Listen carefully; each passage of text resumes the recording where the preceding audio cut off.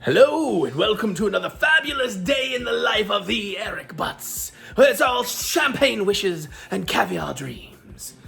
Except I don't like caviar, and actual champagne's too expensive when you can just drink a sparkling brute. So, the reasonable wishes of the TheEricButts. Oh my god, what a way to start a vlog.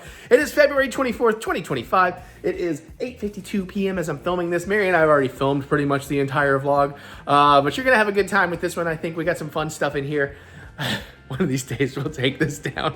We put it up so late, we're just still enjoying it. What are we doing? Time codes. I do time codes in these things because they get long and maybe you don't want to see everything we're doing. So look for the gaps in the red play bar down here, or open up the description, look for the big list of blue numbers that hopefully I get out on time. Last week I had an issue with I was saving space in my computer and had deleted the render files. So when I went to time code it, it also had deleted the preview files, so I couldn't actually see the visuals. So I had to wait overnight for it to re-render so I could actually put the time code in late. Sorry about that. Hopefully it doesn't happen here. So today we're going to do some cooking. We're going to make something that I think was pretty awesome. Does Mary? Wait and see. We're also going to do a cocktail. We haven't filmed that yet. We're going to review some movies. We're going to review 9 movies because we've been on a tear. We got Captain America and Brave New World, and then we got 8 various Oscar films, from Anora to Conclave to The Girl with the Needle and a whole bunch more. We are going to open up an awesome lightsaber. I've got a little bit of a vacation update because I got to start talking about the next trip. And we're opening up some Disney pens and some Kyber crystals. And I think that's pretty much everything we're doing in this vlog. So let's get to it. Hey everybody, let's do some cooking. I'm gonna make something pretty simple, something fairly classic here. I am kind of mucking up my own version, combining a bunch of different people's recipes, and we're gonna see what we're doing. Thought I'd make something Mary might actually specifically like, so watch me fail this. Today I'm gonna make a very simple garlic butter shrimp, an angel hair pasta. I was gonna do linguine, couldn't find linguine. Haven't learned to make pasta yet. So I'm doing a little overkill. You can do this super easy, super simple. You can do it with straight up just butter, garlic, salt, pepper. I'm gonna do a little extra seasoning. So I do have a box of angel hair. I'm gonna cook the whole box. I don't know that we need the whole thing, but I can nom on it later. I got my salt, my pepper out. I got some unsalted butter. I am gonna use a whole stick for what I'm doing. You'll see in a second. I have a lemon. We're gonna juice one whole lemon. I got a bunch of parsley over here. I'm gonna dice that up. I don't need all of that, but it's gonna make a nice little flavor in garlic, and that is fresh and it smells delightful. I have some basil and some oregano. Getting light on my onion powder and my garlic powder, and thyme. I was gonna do rosemary, but I don't have any ground rosemary. Kind of making my own Italian seasoning. That's pretty much the plan. And of course, we have garlic. Now in the thing back here, what you can't see is I bought a big 2-pound bag of frozen shrimp. I'm only using a pound of that today. So I'm thawing that out in a cold bowl of water in a Ziploc bag. We're gonna pat those dry. You can do it a little faster running cold water over them. You can do it overnight in the refrigerator. Don't let them thaw at room temperature. Bad things can happen. So I started trying to get this water boiling a little while ago. I've been thawing for about 20 minutes on the shrimp. The water still needs to get somewhere, but just for reference, let me salt it like the sea. Give you some idea here. And then we'll start our ingredient prep. Hi, Mary. Hello. So big pinch of salt. Another big pinch of salt. Actually, I'm not gonna go that huge, I just realized, because I might use a little of the pasta water. We're gonna put some butter in there too, just before the pasta goes in. Now hopefully that'll get boiling here by the time we're ready, because this should only take, I don't know, 10, 20 minutes really. From, prep to everything. So first I want to prep, I'm gonna take my ring off so it doesn't get messy. I wanna prep my parsley, Italian flat leaf parsley. Just gonna dab it off a little bit here. I tore off the stems like I do. You've seen me do it with cilantro many, many times. Speaking of this, hey Melissa, if you're out there, how do you feel about parsley? I know you're one of the cilantro tastes like soap folks.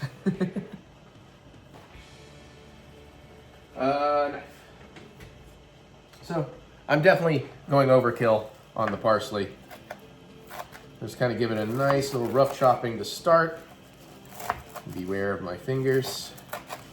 Oh, this is actually maybe a bit more stemmy than I want. I tore off a lot of stemmage. We'll do a little seesaw knife stuff here. Once we get going, it'll move a little faster. Because we do want this kind of micro-diced. Smells really good. That's a gnarly piece. Get that out of there. And yes, I just saw a piece fall on the floor, but I don't think the cats are going to worry about this. Jack immediately chimes up. Worry about what, Daddy? What'd you drop?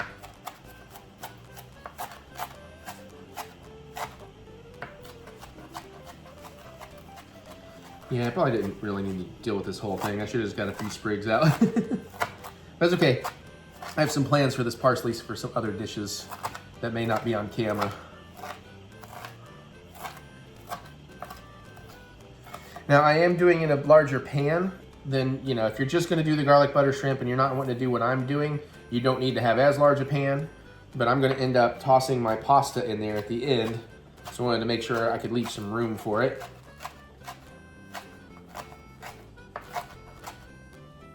Yeah, this is an unwieldy amount of... I should have done about half this head of parsley. Hoping it'll get a little more workable as I get it worked down.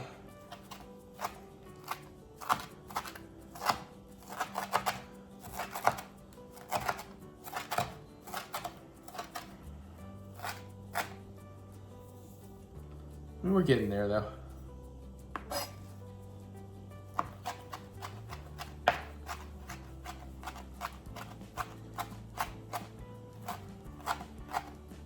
How do you keep, is it just, I think the simple answer to what I'm about to ask is don't overcrowd your cutting board, but I'm like, how do you keep stuff from not flying off your cutting board like this?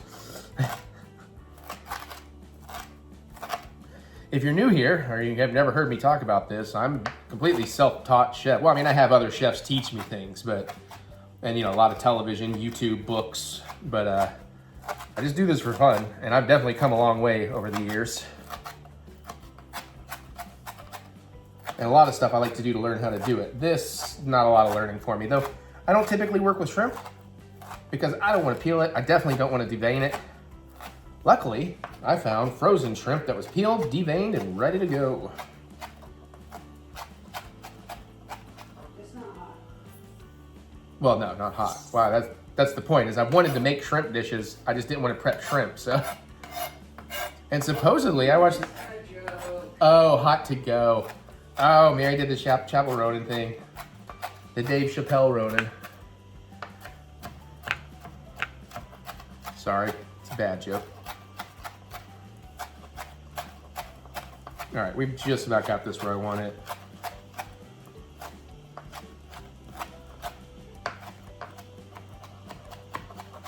Except I got a few big leaves in here that definitely need a little,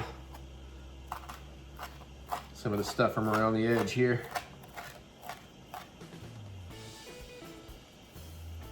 Okay.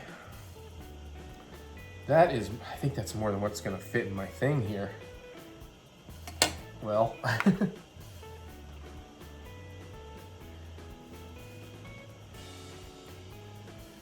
Maybe we'll just toss some of, I don't know, I'm gonna fit most of it in here. Much like cilantro, it's very sticking to my hands, just not quite as bad. I got some big pieces in there actually. Probably should let that go. If you're hearing the hiss, that's I've got my pot on high for boiling the water. Trying to get it boiling in a reasonable amount of time. All right, I think we're gonna just lose the rest of that. That's plenty of parsley. Set that aside.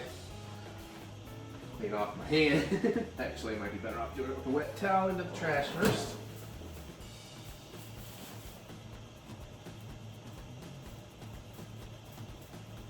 Less of it for the sink guard to catch and clog later.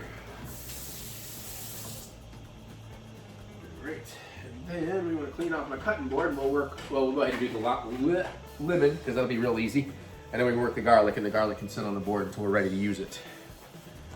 That be the plan.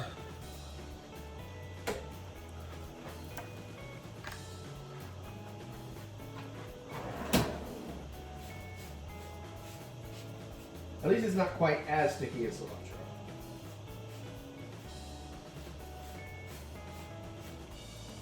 A little more easy to deal with. There we go.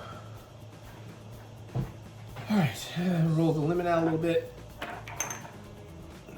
Get the juice loose. Juices looses. That's dumb. Have you met me? I like to say dumb things a lot of the time. All right, that water's getting close to boiling. Yeah. Of course, I have to be careful with my timing here because I don't really do angel hair much. I would imagine it's going to cook a bit faster than spaghetti. Theoretically. All right. I mean, I could just squeeze this when the time came, but I thought let's just make it a little easier on me. The more prepped I can be, the better.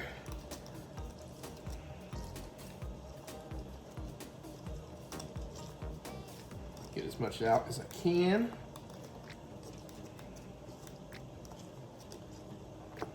Okay. And right now the compost, I'm saying this for camera, Mary, not saying anything to you. But right now the compost is a little too full to put everything in right now, so. Oh, it is Itty Bees. Hey, Itty Bees. Oh, Aaron, don't stare her down. Aaron. Eva, don't stare him down. Yeah, don't stare him down either, girl. Nice to see you out and about, though.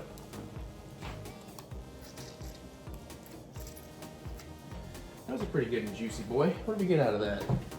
Yeah, like a quarter cup out of that, so set that aside. See what Daddy's doing? Hopefully Daddy's making something delicious.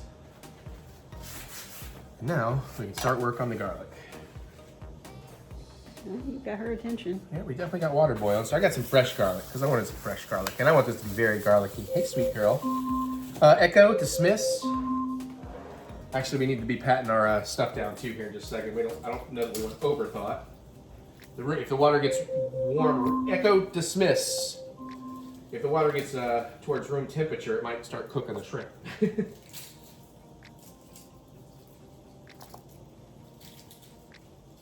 temperature shrimp water will not cook shrimp. Well, it will cause problems. I don't remember what they were, but everybody says do not let the water get to room temperature.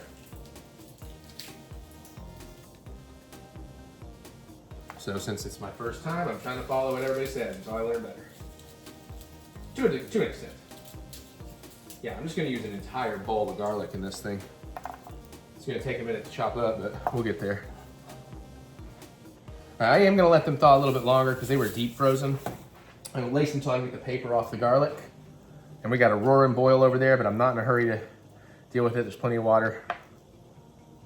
That was a bad cutting paper off cut. That did not get me a good start, crap baskets.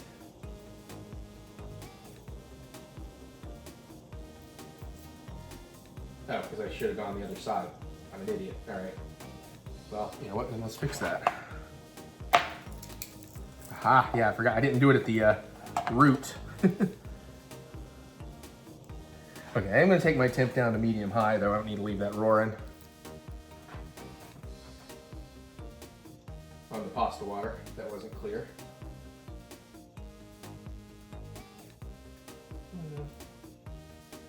I was doing so good with this one when I got to the right side of it.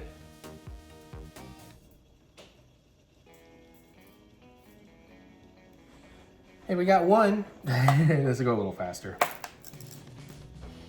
Theoretically.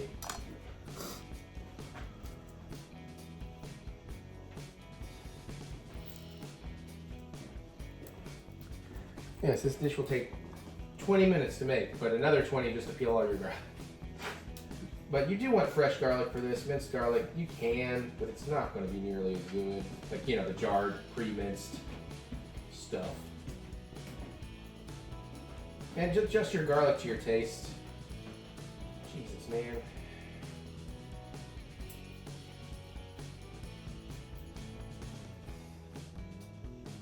That is one thing about older garlic. It's a little bit easier to peel. Oh my gosh.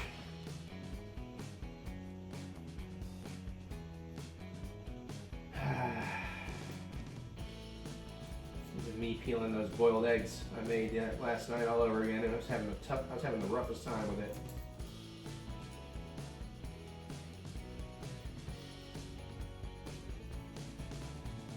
Alright. Jesus, it cannot take me this long in every one of these. I already need to rinse my hands, too sticky from 2 cloves.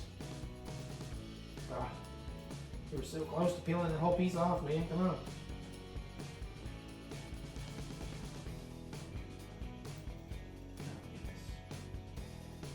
Okay. Ah, shoot. There's another piece. Alright, there we go. Yeah, I need to rinse my fingers already because that's a little too sticky.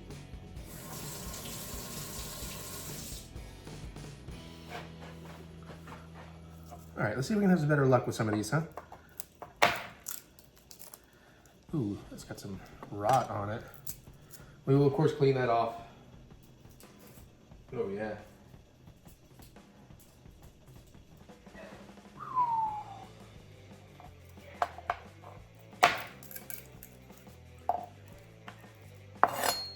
Yeah, that sounds like the boys are giving idiot trouble again, like they do.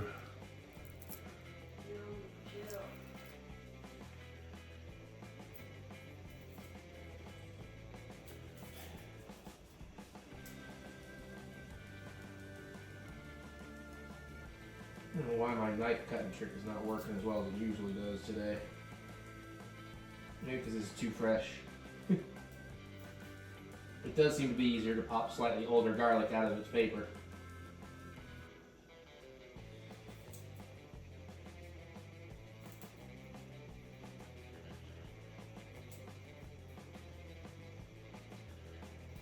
Like they say, my 2 favorite ingredients to eat are the two of the hardest to deal with, or most pain in the butt to deal with, really. That being cilantro and garlic. Ha! Got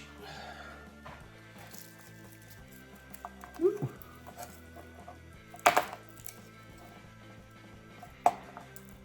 Oh, two little guys together. I didn't mean to break that into pieces. Well, whatever.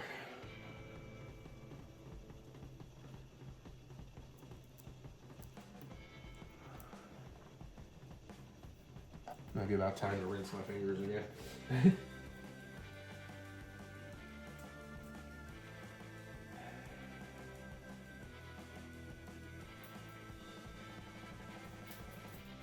Well, almost came off. Almost got in one big chunk there. You can do it. Alright, yep, finger rinse.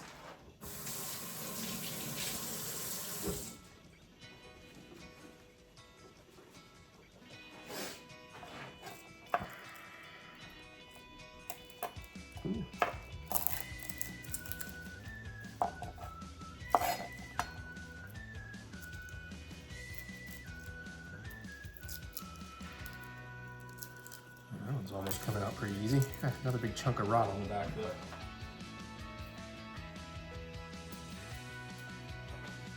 We'll get to that in the next phase. Woo, shoot. Yeah, sorry, I desperately need to clean this kitchen counter off, the stove top particularly, but I knew I was about to make another big mess, so I was like, I'll just do it after this video. Hopefully.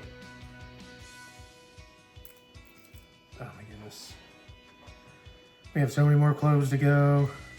I need a sous chef.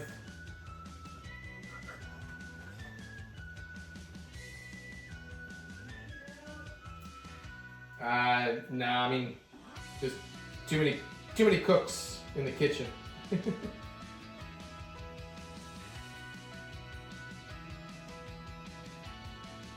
ay, ay.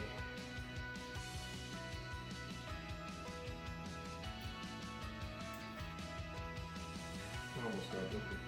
Mom's calling. Oh crap. Yeah, I was gonna say, because I haven't really told anybody about that. Hey.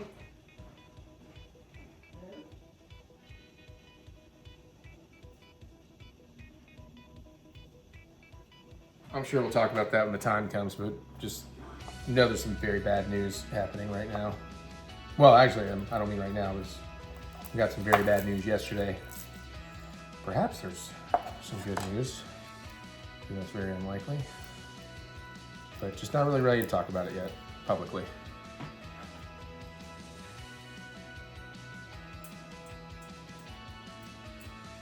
Sorry if that leaves you kind of worried, but.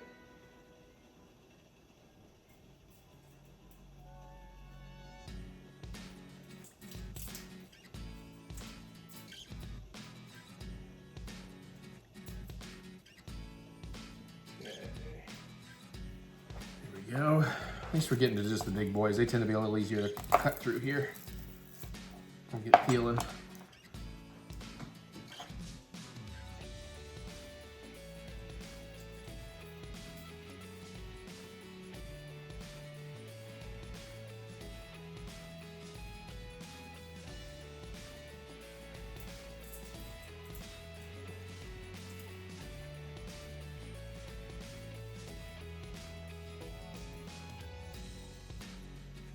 Getting there though, aren't we?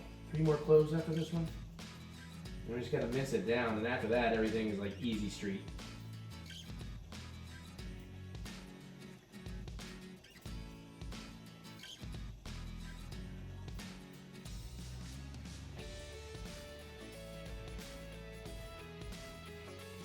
Alright, let me rinse my fingers one more time.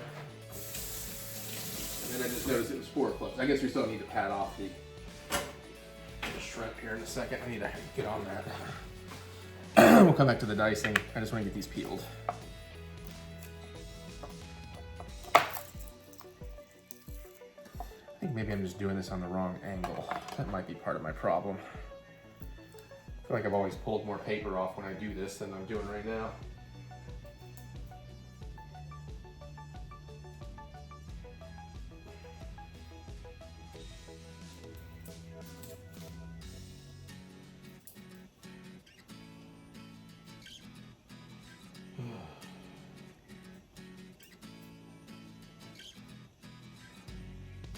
At least we'll have a delicious meal. Well, hopefully. I'm not jinx it.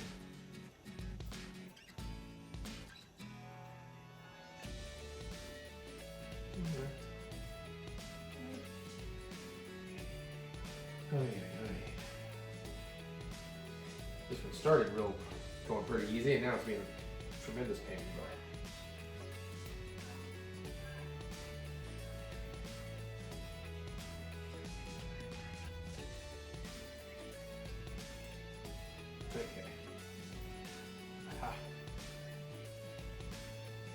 That one.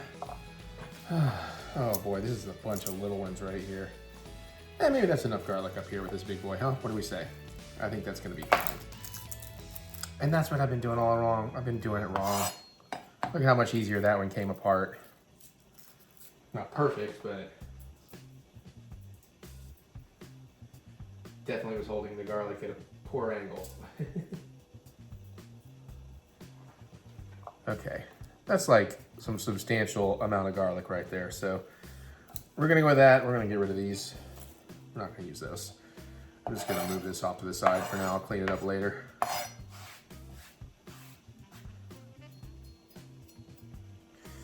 All right, we will clean up the garlic in a second. Let me work on the shrimp, which I don't know how well you're gonna be able to see back here.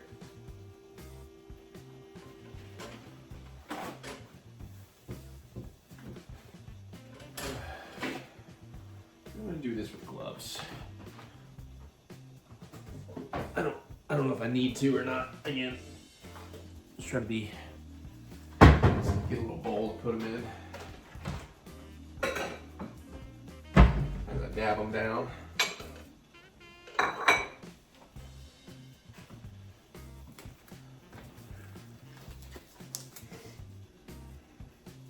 the thumb. That's the pinky. Is that the pinky? There we go. All right.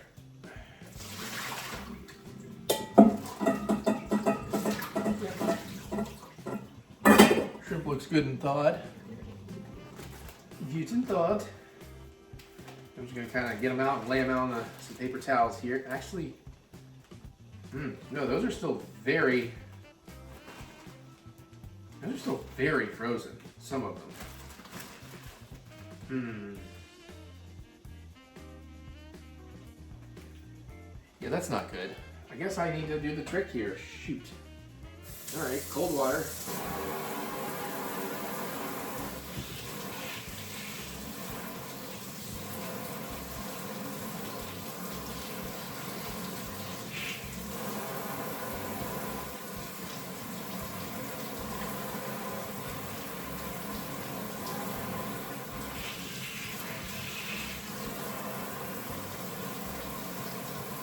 I'm not exactly sure how long I need to do this.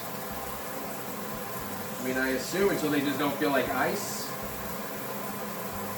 Do a couple at a time, I guess. That's going to take forever. Actually.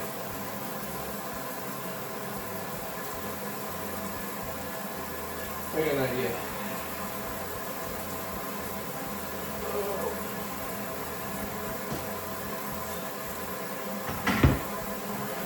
Use a colander.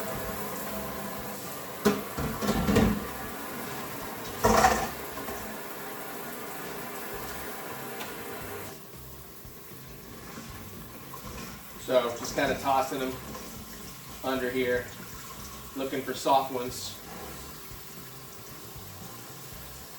I felt the soft one. Where'd it go? Whew. Okay, that guy is definitely thawed.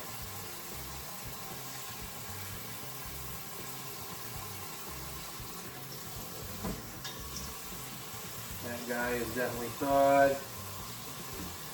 This guy's close.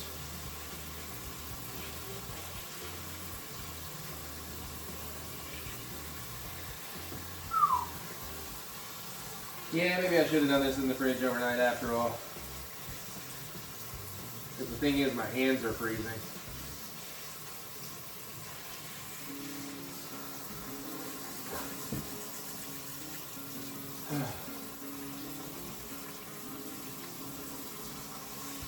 Yeah, these are like so far from thawed, man.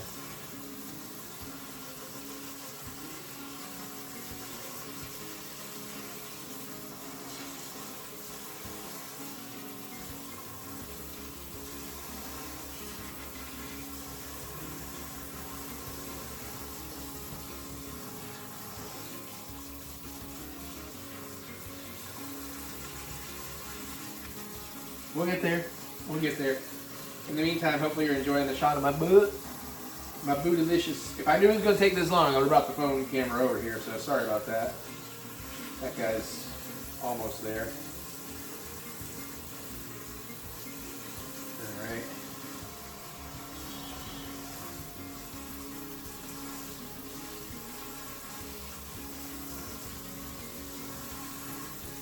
Close. Trying to be delicate with it too, so then it'll tear apart on me.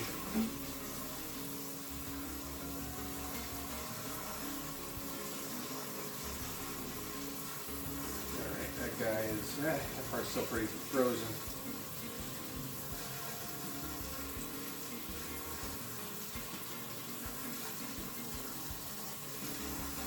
Yeah, you're probably alright.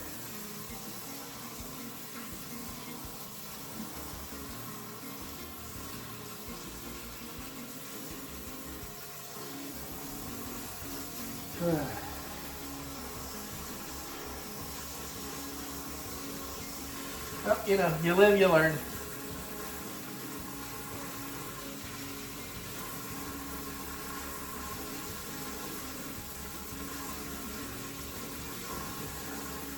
I'm gonna bring my water up just a tiny bit.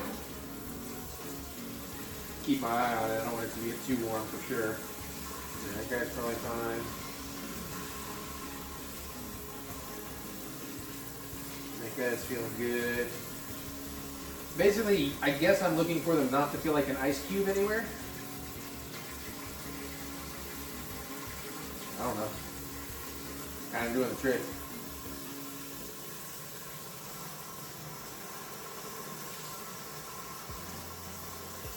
Yep, that guy's good. I did not look at what size shrimp these were. I'm sorry. But we are doing by weight, not size, so a pound of shrimp for this recipe.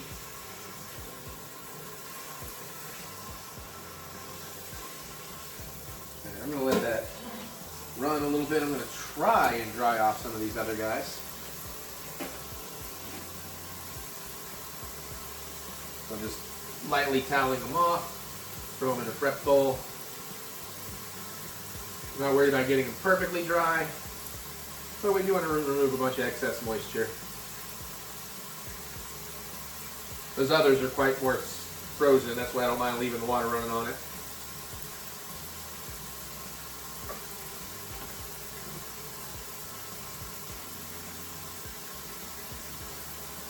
guy's got a little bit of freeze still to him.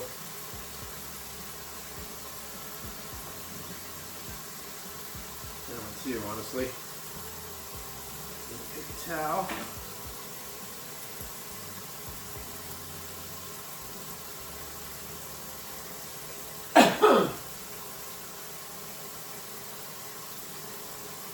Alright. So what else we got now? Actually, these all seem to be coming unthawed pretty well now.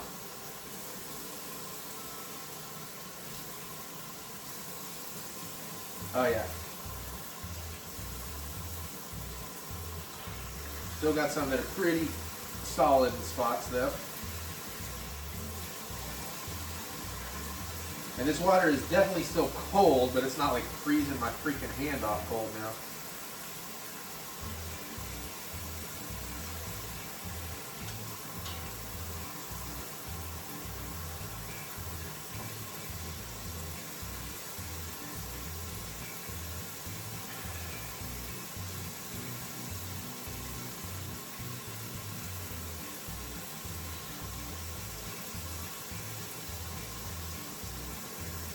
We're kind of to the point where I can actually separate these in the colander. There's enough space in there now.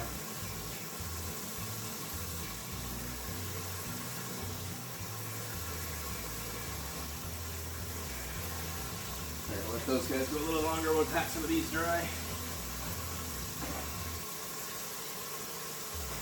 Almost there.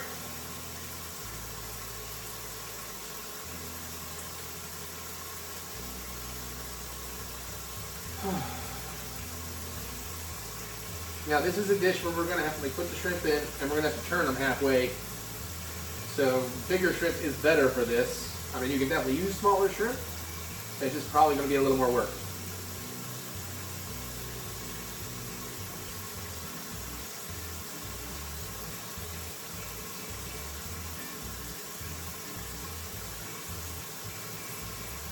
Alright, let's get in there on this and get another towel.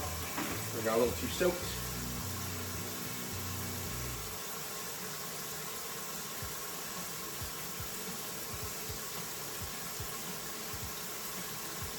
About 4 more to pat off and then get the rest out of the colander.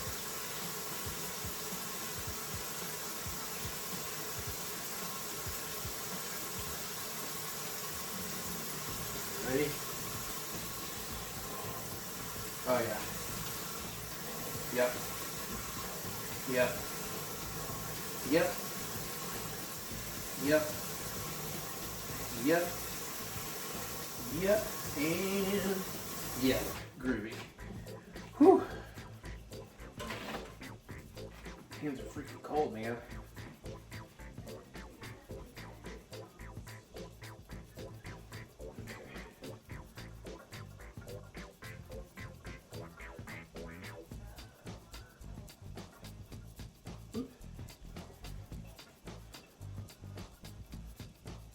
All right. Almost got the shrimp prepped. Got like 3 more here to pat off. 1 more after this. All right. Whew. Boy. Burn. All right. Now we have shrimp, but we still got to prep the garlic. Crap baskets. All right, I'm gonna set the shrimp over here though. That water has lost its boil. I need to bring that heat back up. It's got a small boil, but I want a rolling boil. All right, first let's clean this little bit of stuff off the garlic here. Best we can. Get that out of the way. Ugh. Yeah, I'm just gonna, yeah. Okay. The rest of it's good enough. Lazy chop here.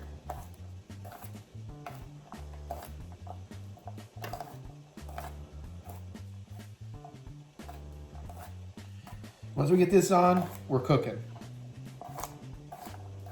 Or once we get these minced. We'll start warming the pan, get the butter going, get the pasta going. Put some butter in the pasta water. Helps keep the noodles from sticking. Also gives it a little extra flavor. and helps flavor the water since we might use it to thicken up our sauce a little. We might, I don't know. That's one of those well, not experimental, but one of the things I'm bringing that I haven't seen other people do in the, usually you do it in shrimp scampi. But of all the recipes I looked at, garlic butter shrimp, you know, which basically I was like, I'm gonna make a garlic butter shrimp. Which I favorite, garlic butter, some seasoning, some, whatever the hell, parsley. But I thought, well, I should take a look at some recipes, and I was like, yeah, it's pretty well on with all that. You can put red pepper flake in. I'm not gonna do that for Mary's sake.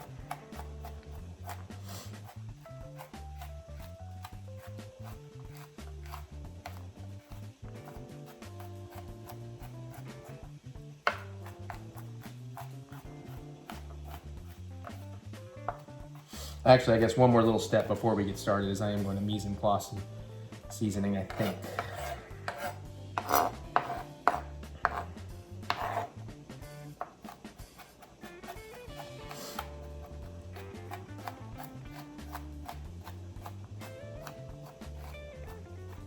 Now, I don't necessarily want this for me, I don't want this like too finely minced. I don't mind having nice little explosions of garlic in the bite. But I do want it a little more than it is. Maybe this time through and then one more time through on the other direction.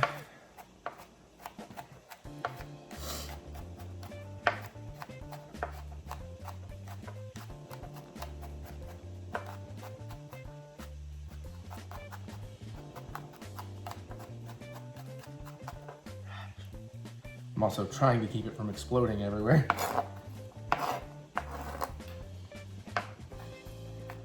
Like I want to do.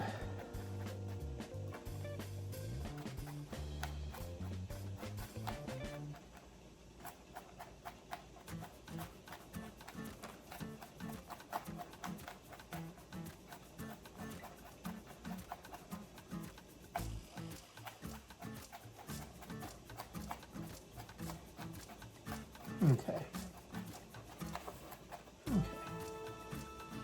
I think that looks pretty good. Maybe one tiny little more go through here.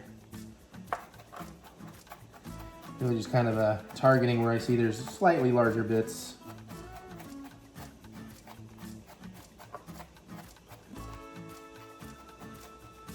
All right, I'm gonna say that's good enough. I'm just gonna try and prep it down to the edge of the board so it's easier to get into the dish when the time comes.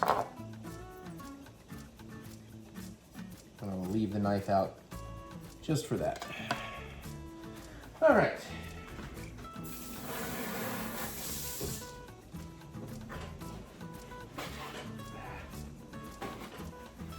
Close this drawer. All right.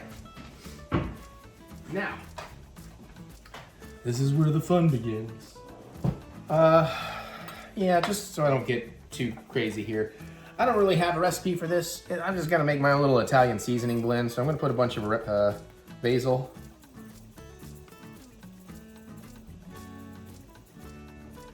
I don't know, it's like half a teaspoon maybe. I'm gonna go harder on the oregano.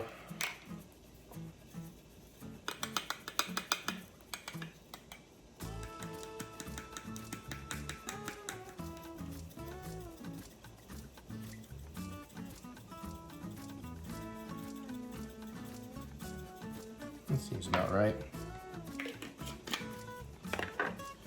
Some onion powder. You can just use pre-made stuff. I just thought I would get a little fancy. Garlic powder. I'm gonna go heavy on the garlic powder because I want this very garlicky. And a little bit of thyme. I don't know, quarter teaspoon, maybe half teaspoon, somewhere in there. A little stir up.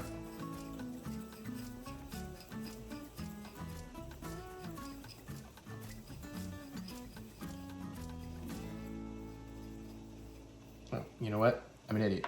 Gotta get some salt in there.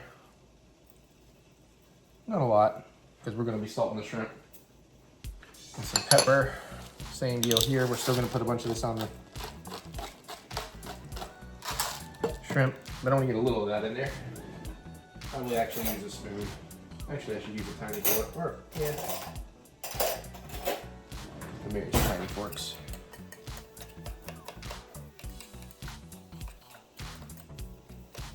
Okay.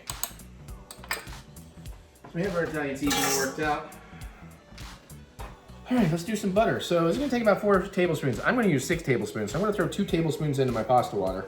This is unsalted butter. I like using unsalted because I like to control my own salt levels.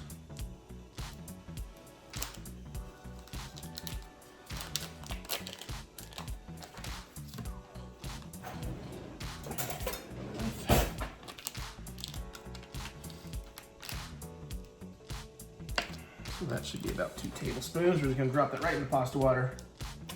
Let that melt in. And this I'm just gonna chunk up so it's a little easier. Melting in the pan.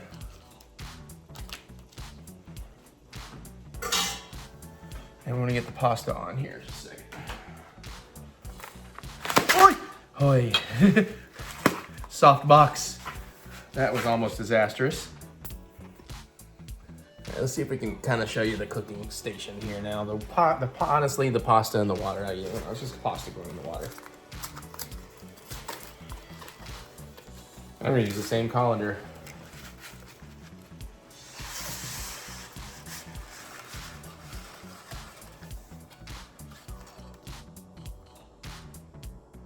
Oi, come on. And where's my? Use this to stir it. Oh yeah, that's just not gonna take any time at all, is it?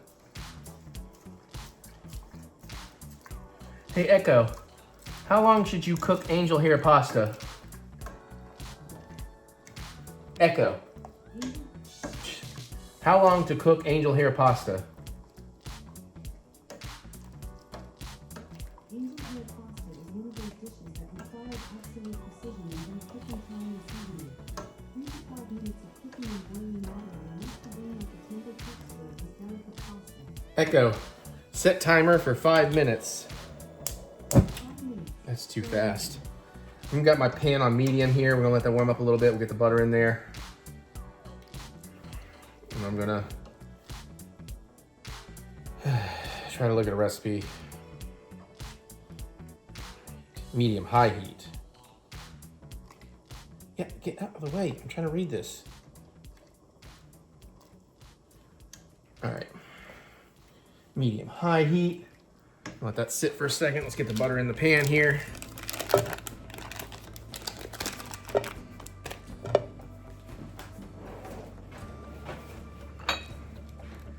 So what I just looked at does not have us, whatever. Oh shoot, you need to see the pan more than you need to see the pasta. It does not have us flipping the shrimp, so we'll see. We're gonna toss it around. Honestly, that angel hair feels like it's already ready, which means I should have really waited to put this in. Here we go.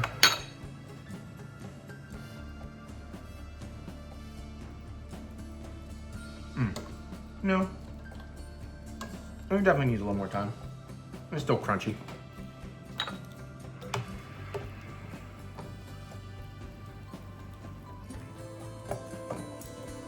I'm gonna check one of these other recipes too, just to. Okay.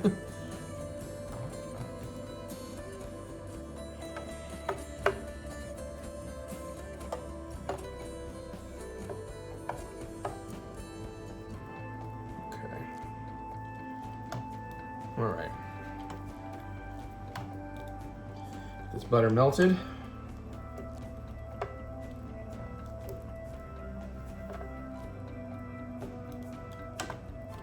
Then we'll get the shrimp in. Don't forget to keep stirring your pasta. And it is angel hair. I need to check on it again here pretty soon. I'm gonna try now.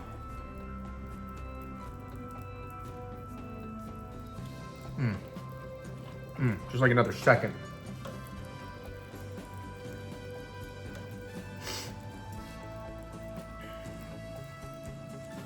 Just real quick, I'm gonna rinse this colander.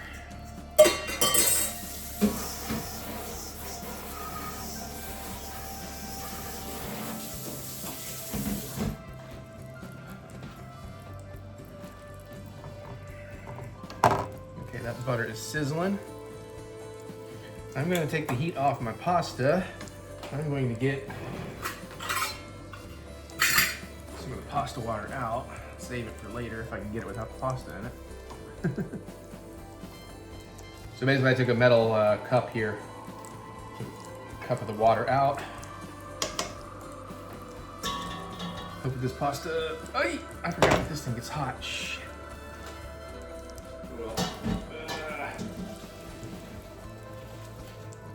woo, can't see because of the steam. All right, that's good, let's get the shrimp on.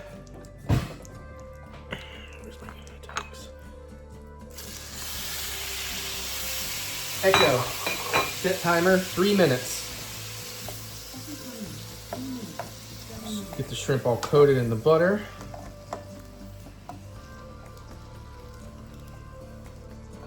And hopefully my pasta doesn't get too sticky and clumpy. I should probably run some butter through it, but I'm hoping the pan will bring it back alive.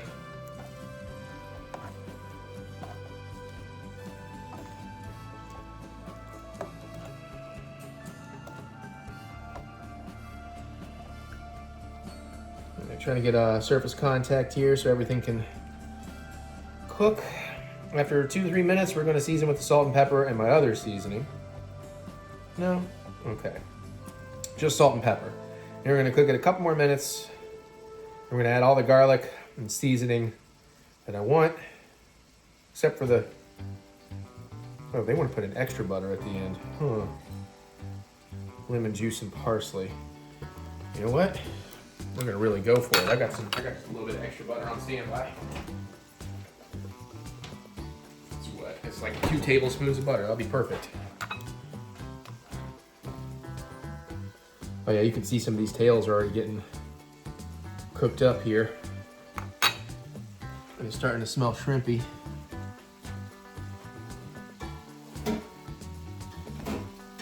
I'm actually gonna put a little oil on my pasta to keep it from clumping together.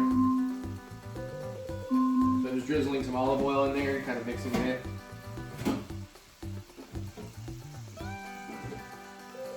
in. Echo dismiss.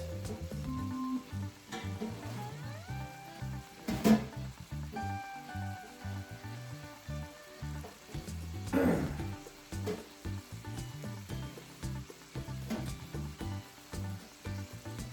hopefully that'll help save the pasta from clumping since I got it finished way too quickly.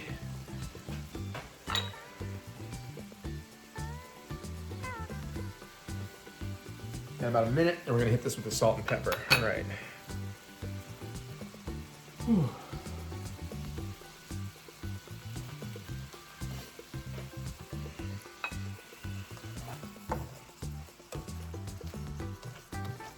Oops, some things are already turning. Didn't mean to do that.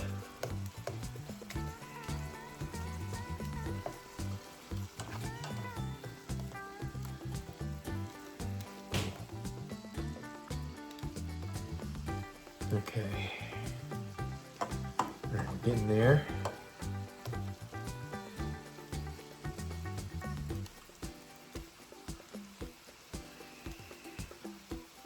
All right, 10 seconds. All right. Salt.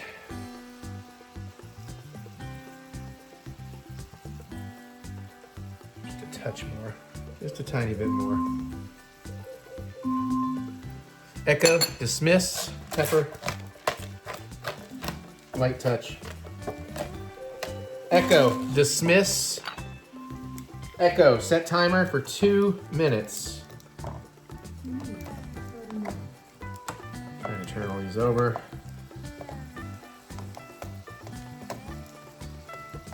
Oh yeah, they're looking pretty nice.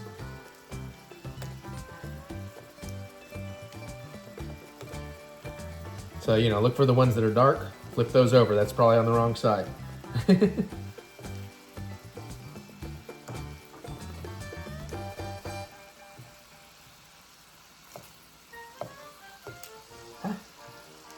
Also try to avoid your tongs splattering butter back at your face. Or wear an apron like I should be. Wear a chef's jacket.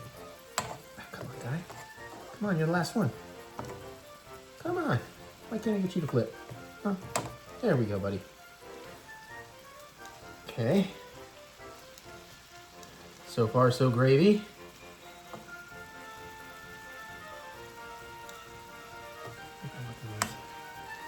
Some of these I might want to flip again a little bit. But it's looking pretty good so far. All right, we'll get ready to get the garlic and the seasoning in.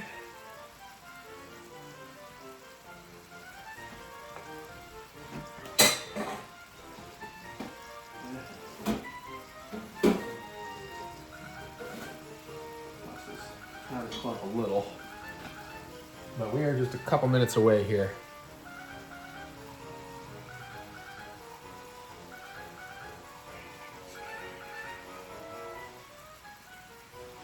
Okay. All right, let's get ready to get this garlic in here. I know it's got some of the seasoning with it, but it's all going in at the same time. All right, my count, we're less than 10 seconds. Let's go.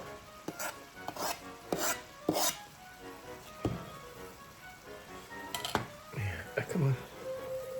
Oh, way too much seasoning, I just realized. All right, echo, dismiss. Echo, set timer, 30 seconds.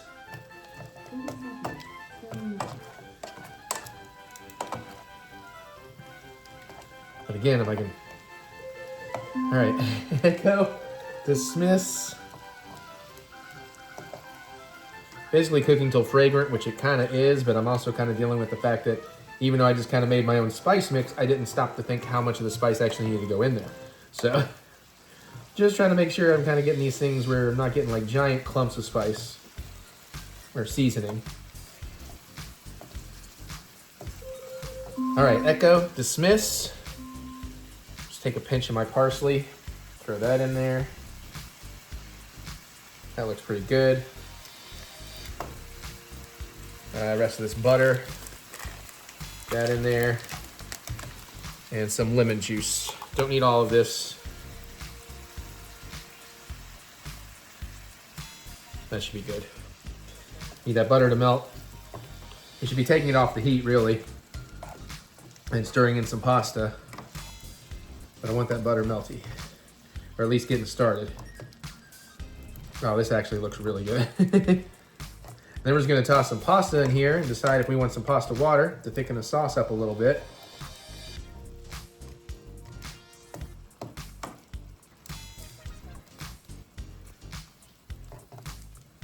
Shrimp looks nice and cooked. All right, off the heat. And then let's just get some pasta.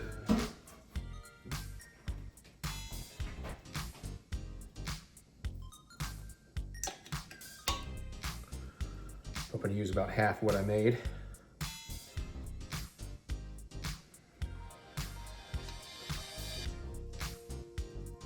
Okay, that should be plenty.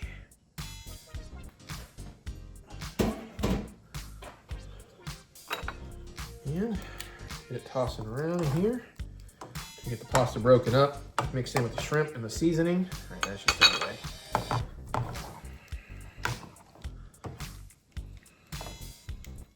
The butter and the everything should hopefully help bring the pasta back to life a little bit. Make this a little bit easier. It smells really good.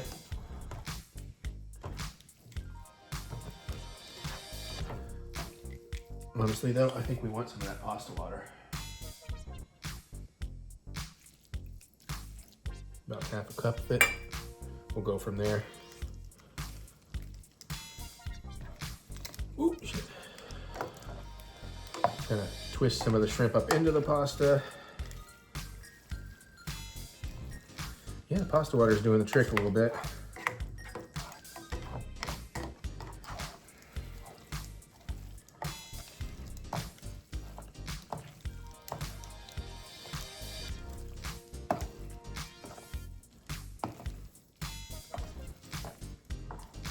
Trying to get a lot of the seasoning and stuff caught in the pasta.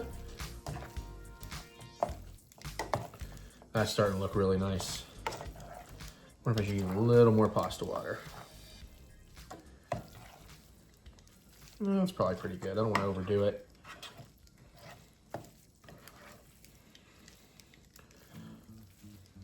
Scraping the sides with clumps of pasta. That seems to be doing the trick.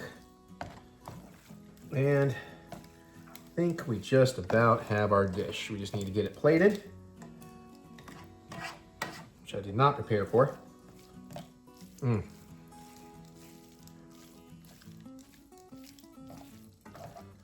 Oh yeah, no, that's some good stuff right there. All right, how do I want to plate this is the next question.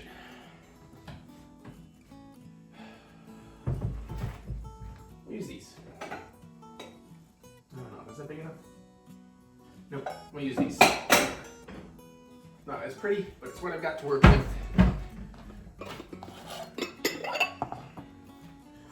All right. I would do the fancy swirl thing, but I've never really conquered it.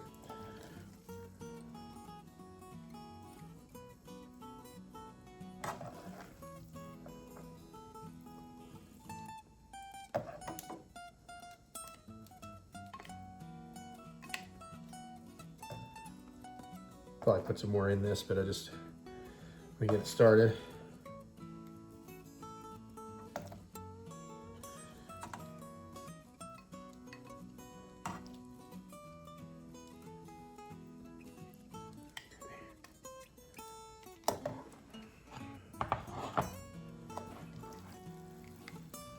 Oh yeah, there's way more shrimp over on this side.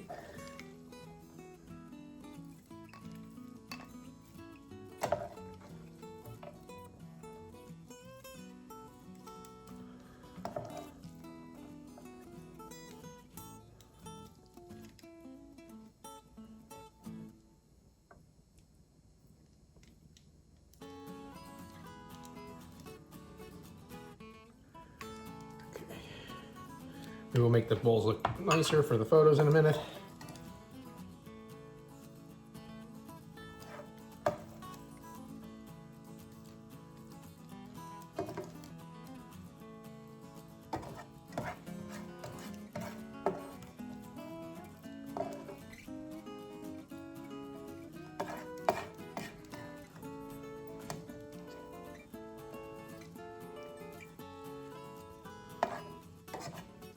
Okay.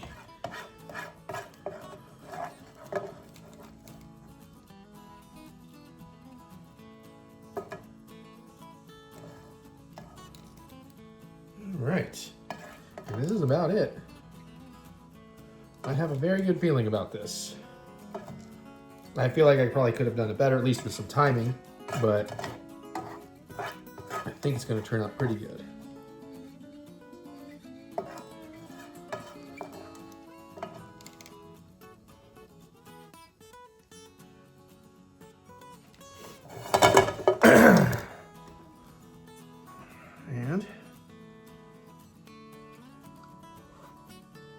And get a fresh paper towel, clean that off a little bit.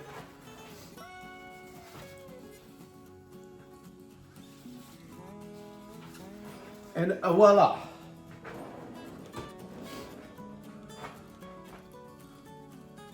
I'd say that looks pretty good. Hey Mary, you ready to eat? Because it is served. I'll get some photos here to show off my lovely handiwork.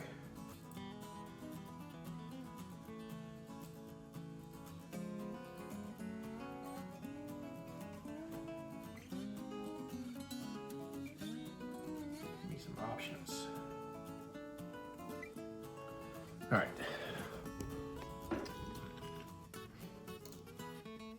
I kind of want to lick one of these paddles. I think I will.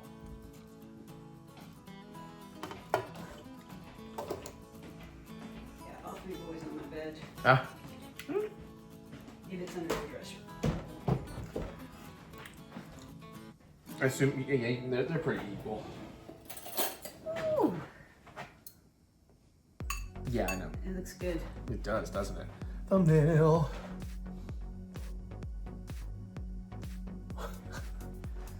All right, well, I'll try to swirl the pasta first.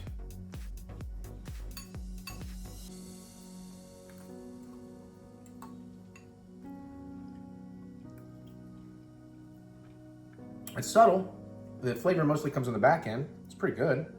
Let's do a shrimp.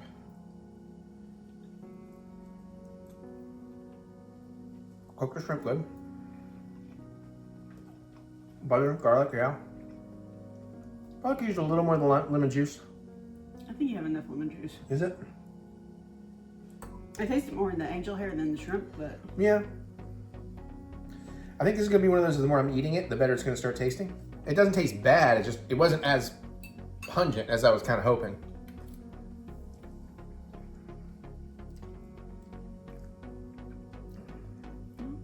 oh, this is pretty good. Yeah, no, actually, I quite like this.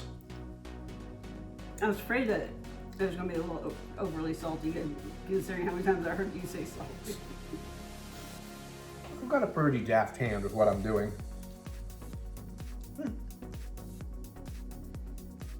I do feel like it's missing something, though. So I need more garlic. Oop.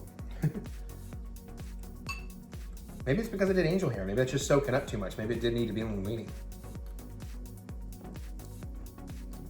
Actually, did you put any pepper in here? Yeah, there's some black pepper. Okay.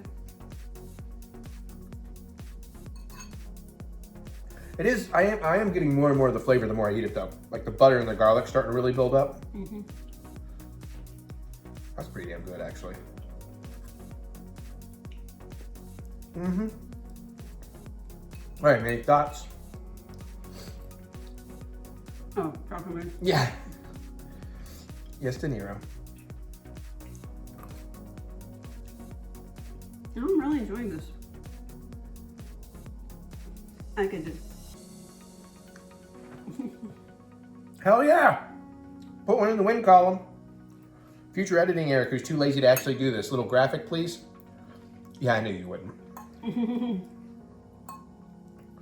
Yeah, actually, yeah, this is getting like way better the more I'm digging into it. Those flavors are piling up.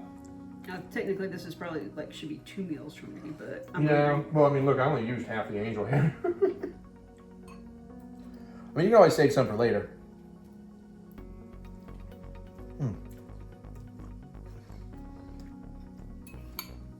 All right. I'm calling that a success. I actually really like this. She really likes it, which was sort of the point. And it's only I think it's only the second time in my life I've cooked shrimp. Really? I think I did it once when we started dating. It wasn't for you. I just did it at home when I was getting back into cooking. And I did kind of a garlic butter thing, but I didn't follow any recipe, and it was like way too lemony and stuff. Yeah, cool. All right, well, there you go. And we did it in an hour, and it should take less time if I had properly thawed the shrimp, honestly. That was a little bit of a holdup, so. All right, well, cool. Enjoy. Okay, brief vacation update. The next time I'm going is in May. I don't really see any reason why I'm going before then, but it is about to start mattering. So I have been trying to figure out my days. And before I go too into that, because this will be short, the real thing I wanted to bring up here is currently I only have a May and a November trip to Disney scheduled this year because I need to spend less money on it. I need to travel less. But since I'm going to travel less, I'm going to stay more. So I have extended my May trip by 2 extra nights. It's going to be wild. I'm going to leave on a Friday. I'm going to come home on a Friday. But this allows me, because this is probably my only time at the Flower and Garden Festival, it allows me a lot more time at Epcot. And, you know, not to rush some other things. I wanted to get a couple of trips to Disney Springs. I'll talk about that in a second. I have also extended, although I haven't booked a hotel extension for May yet. I know what I want. I still got a killer annual pass discount. I'm just trying to wait like 2 more days to put it on the next billing cycle so it doesn't all come at one time. Hopefully Beach Club, fingers crossed. Especially since I'll be spending a lot of that time going to Epcot and I can walk right to it. I've also extended my November trip, although I have not extended the hotel. I'm going to be able to just extend my Pop Century stay there, not hotel change. But I'm going to stay an extra 3 nights in November. So I'll be going on a Thursday and coming home on a Friday or a Saturday. I don't remember. But it's going to be a long one in November. Now, let's talk about May. The nice thing about this is there is an After Dark party on May 5th for Disney World, Magic Kingdom. So I'm thinking I'm going to do that, but it also makes me wonder, do I want to do Epcot at all for Cinco de Mayo? Maybe I'll do both. This also allows me to stay long enough to do, finally, an Epcot after hours on May 8th. So I will likely be taking advantage of that as well. So we can finally see what that one's about. Although it looks like so many of the food vendors closed down, it's not Like, I'm not necessarily there for the rides or the snacks, so we'll see what it's like, but I gotta try it at least one time. We'll see what characters come out. Maybe I can meet Peter Quill. Maybe we'll get a dance-off filmed. That would actually be pretty cool. So I've been struggling to put my days together right now. The only thing I don't like about it is if I go with what I currently have planned out, I got a 4-day stretch of not seeing Hollywood Studios. Because I'll be there all of May 4th, of course. That's a given.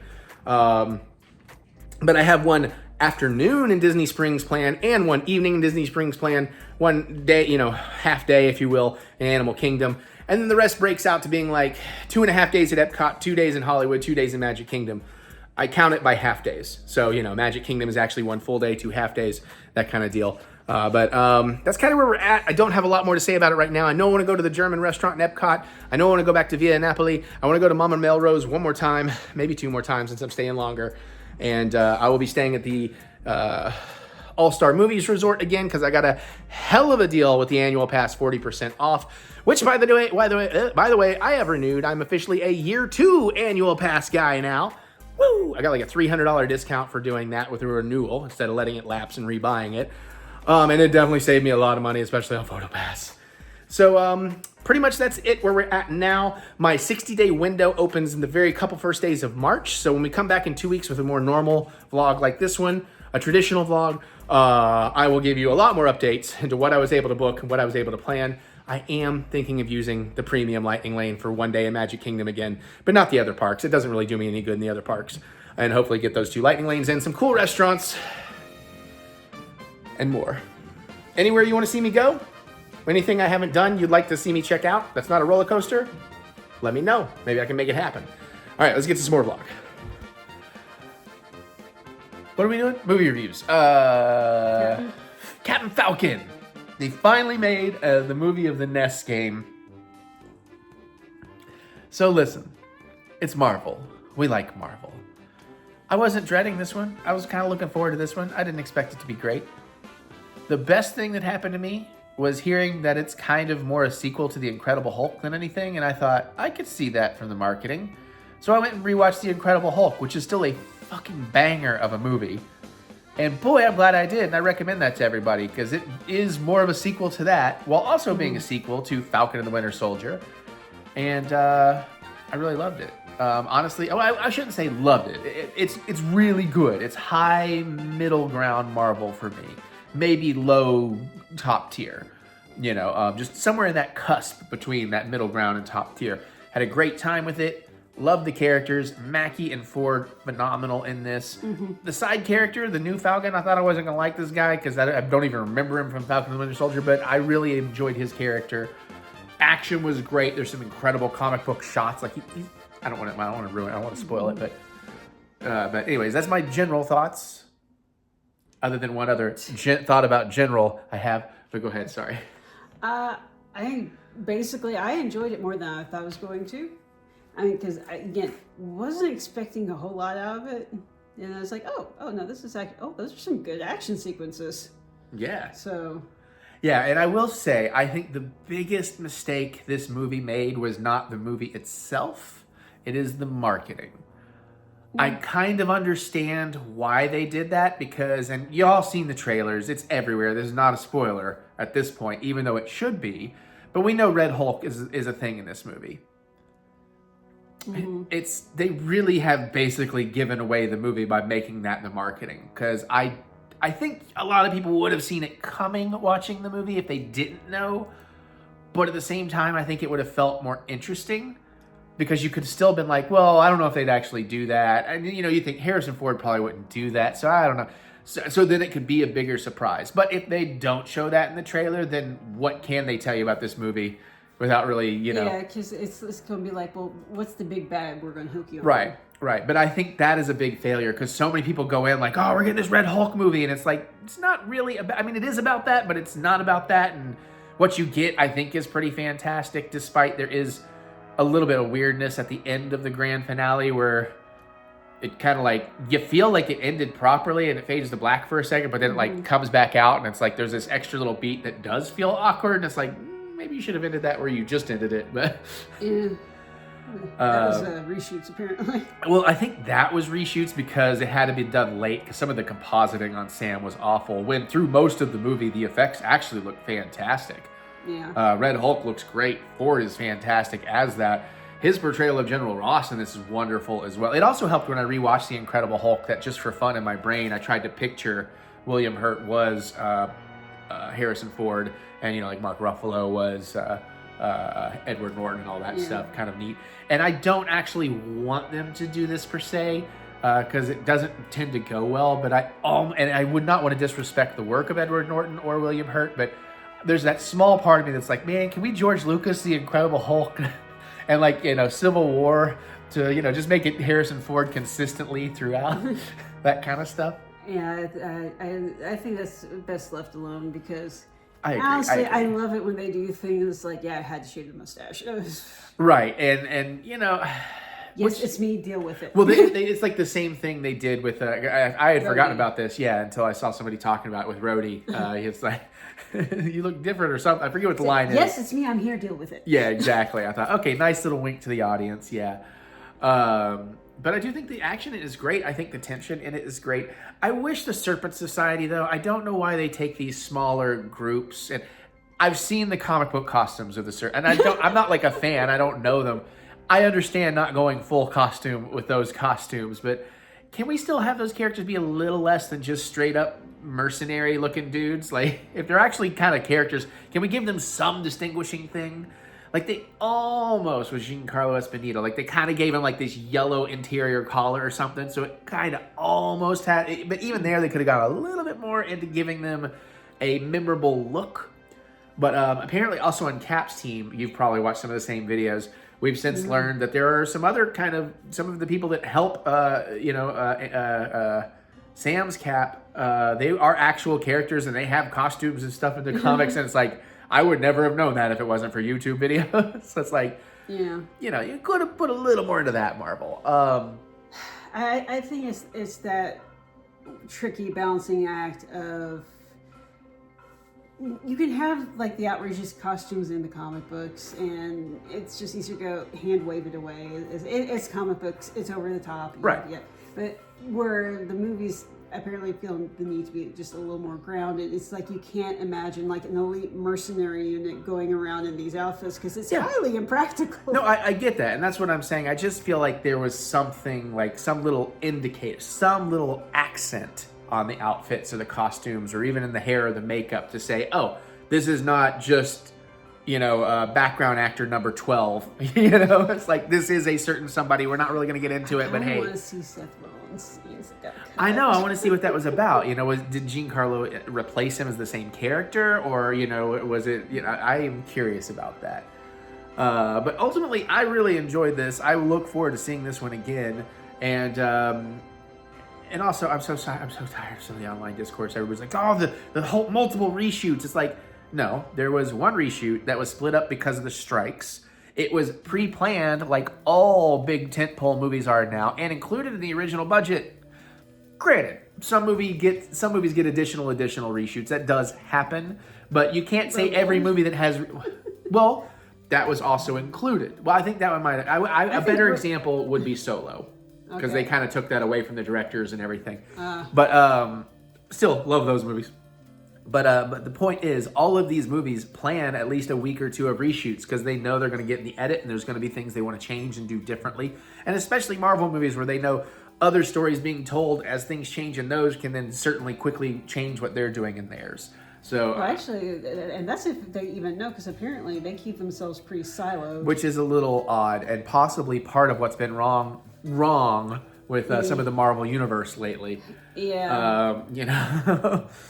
But also, too, the thing I think I also really loved about this, again, in the trailers, no big deal, is the whole Celestial thing finally getting touched on. And my God, the sequence, the whole battle sequence, I don't want to say anything more, but it was tense, it was incredible, it was fun. The political thriller aspect of it, coupled with the Marvel action film of it, fantastic. And Sam's movesets are so cool. So much of it's so quick, you kind of blink and miss it, but... Like, even there's, I don't want to give away beats, but the way he uses Red Wing occasionally is just really, really cool. I mean, He's the guy who has fully mastered all the tools in his tool belt. Yes. Yeah. And I love it. And I love the Isaiah Bradley stuff in here. And the stuff with the suit was really heartbreaking. You know, if you try to think about it, try to put yourself in a position like that. And I will say maybe that's the one element of it. Like, so there's a big online discourse now, of course. Everybody loves Hideo Kojima, who made Death Stranding, and his movie reviews. Because he has a very... He's not trying to necessarily be a movie reviewer, but it's a very certain thing. It's like, he just says, I saw this movie. And it was like, oh, he hated it and it's crap. Because when he loves something, he comes out as like, oh, I saw this movie. And then writes like a 10-page diatribe about what he loves about it. It's like, I'm seeing it again, blah, blah, blah. But this time he came out with like, you know, I was confused in some of this movie. All I remember is at the end of Endgame, you know, him being handed the shield. When did Sam become Cap? Did I need to watch Falcon and the Winter Soldier? It's like, bro, yeah. Now, did you need to? If you didn't see the Eternals, you can probably still follow what's going on. If you didn't see Falcon and Winter Soldier, you can follow what's going on, but you're missing so much context, especially when it comes to somebody like an Isaiah Bradley. I don't know that watching the Eternals adds too much context to the movie, other than just knowing how that thing came to be. Watch the last 20 minutes of Eternals. That'll tell you that part. Although, I mean, Eternals is a good movie. For me, that is on the low tier. Like, if I have 3 tiers, it's on the lower tier of Marvel. It's good, but it's dull. I like the story, the actors, the performances, but for a Marvel movie, I found it to be I remember it being rather dull. I really liked it, but that was probably because of all the time skipping through the ages and stuff. That's up my alley. Yeah, I like that kind of stuff. I just didn't think it was exciting. Except Kinga. That stuff is always cool. Your magic powers, finger pistols? Yeah, right. But yeah, you know, I mean, I really, really dug it. Post-credit scene apparently means something slightly different than all of us took it to mean. I don't want to talk about it here because I don't want to spoil it all. I'll tell you between camera because I don't know if you've heard it. Also, that one did feel a little bit like a reshoot, a little rushed. Although there is another little thing I wish hadn't been spoiled for me that's near the end of the movie that I thought was really sweet that they did work that in, even though that was apparently a reshoot. But I'm like, good, that's a reshoot where it's like, that's what we wanted. We wanted that thing to happen. Yeah. And I'm ready for more Sam. Like, I'm looking forward. I wonder if he'll like cameo in Thunderbolts. That'd be kind of funny. Just like one little scene, you know, nothing major. He doesn't even have to be Cap, you know, like he doesn't have to be in the suit or whatever. Well, here's the thing. Bucky's in Thunderbolts, so there's a decent odds that you'll get some sort of Cap. And even though I'm like a lot of people, I kind of miss having real helmets, which was neat because I don't want to get too detailed, but there was a real helmet in this. But so much of it's nanotech helmets these days. And again, going into the movie, I was like, I forgot, like he's all Wakandan suit. And it's like... It's like, that just seems like such a cop-out. But within the context of this movie and the fights that happen, it's like, oh, actually, no. And he's using it rather brilliantly. So yeah. This was like, all right. I have absolutely no problems with him Wakandan tech. Well, it's not about that. It's just more like it feels like that's what's starting to happen to everybody. Either everybody has Stark tech or Wakanda tech, and it's like, it just feels like it's starting to feel like a bit of a writer's Do you want cop-out. him to die? It's not about that. I'm not looking at it realistically or practically. I'm looking at it in the writing and the comic book, and it just seems like a bit of a crutch. You know, again, it was used very well here, but at some point, it's like, can we get off of that a little bit? But I think now that we're getting back into some Daredevil stuff, like if they get to a point where they're giving Daredevil a Wakanda suit and stuff, it's like, does everybody have... Oh, no. Oh, boy. That is not a good sign from Napoleon. Oh. We definitely don't want him to erp on the couch. Anyways, did we pretty much cover that? All right, we're going to be back with a bunch of Oscar movie talk. Okay, so also, this is your post-credit for Cap. No, I'm just kidding. So since the last time we've chatted, by the time this comes out, we'll have seen more maybe, but we've watched 8 more Oscar movies, so we're going to briefly talk through some of those. I will do cuts on them, though. But, we did watch Anora. That's what we're going to talk about now. Yeah. So is that Best Picture? Best Picture, it's a bunch of stuff. Yeah, Best Picture, Best Actors. Let's not get into how many. I mean, if we can think it off the top of our head, sure. Okay. No, I was just saying because we got somebody to talk about. But I do have to say, shake, Anora. Shake your body. Well, she did, actually, quite a bit. My favorite part of this movie is the opening 10 minutes. Gee, I wonder why. If you know, you know. Don't get me wrong, no. Actually, I did really, really love this movie. I went in blind. I knew one little thing, and it wasn't a detail. It was more, oh, somewhere in the middle it's going to change, which gave me certain expectations that gave me a certain tension that maybe I didn't need, but I think may play for people anyways. I knew nothing. Yeah. What did you think of the movie overall? I enjoyed it. Like I said, didn't really know what to think going into it, but the second half. I mean, the first half's good. The second act is yeah. First half is fun. There's a lot of humor throughout it. The first act is more charming, and the second act is a little more fun. And all the performances are great, especially our lead lady. She was fantastic. There's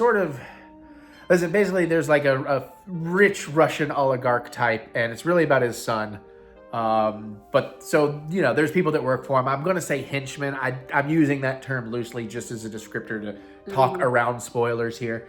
But when it gets to all the stuff with the henchmen stuff going on, especially the beginning of that part of the movie, yeah, absolutely hilarious. And then it just keeps getting wilder and wilder. Not wilder and wilder. That sounds like it escalates heavily. It doesn't really escalate It's like a very real world, realistic version of these kind of movies. Like it doesn't go it doesn't just go for the gags because the gag is there. Everything feels really natural and like would be what would really happen with these characters in this situation. I think you could call it a comedy of errors at that point. Yeah, I think that's pretty fair. But honestly, especially not really knowing anything about it, it was great. I can see why it has so much buzz. I can see why the nominations are there. Still would not be my pick to win. At this point, we've seen all the best pictures except for one. We've seen all the foreign films except for one. That being I'm Still Here. We're seeing that later this week. But my best pictures haven't really changed. Maybe at the end of this, we'll talk a little bit about that. But yeah, I mean, Anora is a really good time. I do highly recommend it if you like these kind of movies and if you like boobs and butts and more boobs and more butts. I'm just thinking about the Joe Bob counter. It's like they would have just lost count after a while. Yeah, the breast count. Yeah. Now I really need that. So anyways, really liked Anora. Fantastic film. Very glad I saw it. Might not have seen it had it not been Oscar nominated. It might have slipped past me. Yeah. Okay, next. So the same day after seeing Anora, like we watched Anora a little bit early, and then I went and watched the basketball game, and we came back and decided we'd watch something a little fun. So it only has one nomination for visual effects, and honestly, It deserves it. Well, I was going to get to that, but we might have seen this because it was just such a weird premise that we would have been interested. Though we kind of missed it in the theater, so it probably just would have gone into the pile of things we'll never get to. But yeah, A Better Man, the Robbie Williams biopic where he is a monkey. I was vaguely Chimpanzee. Yeah, he's really an ape man. Well, a chimp man.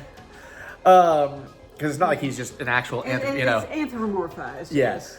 But I was vaguely aware of Robbie Williams. Like, you could show me a picture and I might be like, oh, that's Robbie Williams. I'm not sure what I would have been unsure about what he did or whatever. It's like, I was like, is he a pop star? Is he a soccer player? I don't know. I just know he's famous in the UK. And did you know him at all? Were you aware of Robbie Williams at all? Yeah, there's a music video of his that really sticks in my head. Oh, yeah, the skinless one. Yeah. Actually, I probably mostly know him, probably seen him on clips from the Graham Norton show. Oh, yeah. He did Louis' song from Jungle Book. Oh, okay. I want to be like you. Well, this movie, I had such no expectations for, really. Not necessarily high or low. I thoroughly enjoyed this. I'm recommending it more than I probably should because I'm recommending it to some people and they're like, I don't know. I was like, okay, well, I really liked it. So the lady that comes on after Colbert, I can't think of what her name is, but her show, she does an opening monologue and she basically dedicated an entire opening monologue to this movie because she loved it so much. Yeah. And she says she preaches it to everybody and then they'll just, without her prompting, they will text her back and be like, yeah, that was way better than it should have been. I think that's true for everybody. For me, I actually really liked the songs, not knowing anything about them. They worked for me. And I wouldn't say they're memorable. Like, I'm not like, oh my God, this is the greatest thing ever. But they hooked me in the movie. My favorite part about this, well, okay, let's talk about the monkey in the room, the chimpanzee. The effects are fantastic. Because you kind of forget. Yeah, I just totally forgot. I just fell into the character and really loved the character. To the point, I don't know that they needed to do the gimmick. The gimmick got people talking about it, but didn't get anybody seeing it because, honestly, I've got to come back to the VFX part, but honestly, the thing that surprised me most about this is there was actual director vision here. It wasn't just a straightforward film with no flair, no panache, but, oh, we have this gimmick to carry us through.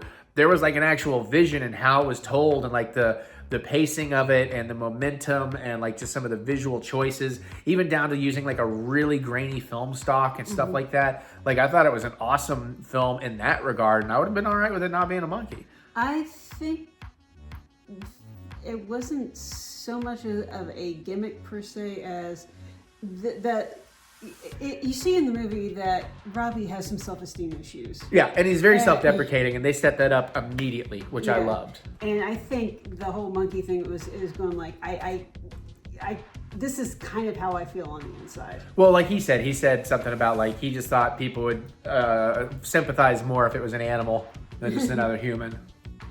But that's, I guess maybe that works for other people. I don't care. I still have sympathy and empathy for the human race. I still think we're great.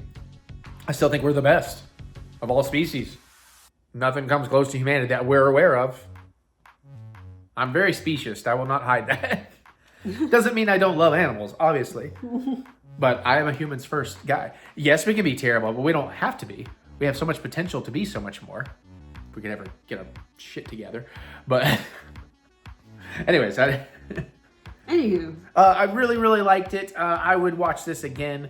The only reason I'm not picking it for visual effects, and I have to give it, Corridor Crew did a whole video about all this, and they really sold me on the idea that even though this was done incredibly well, because like all the outfits, like every famous outfit he's ever worn is in here, and it's all CG, and the interaction, like it's incredible.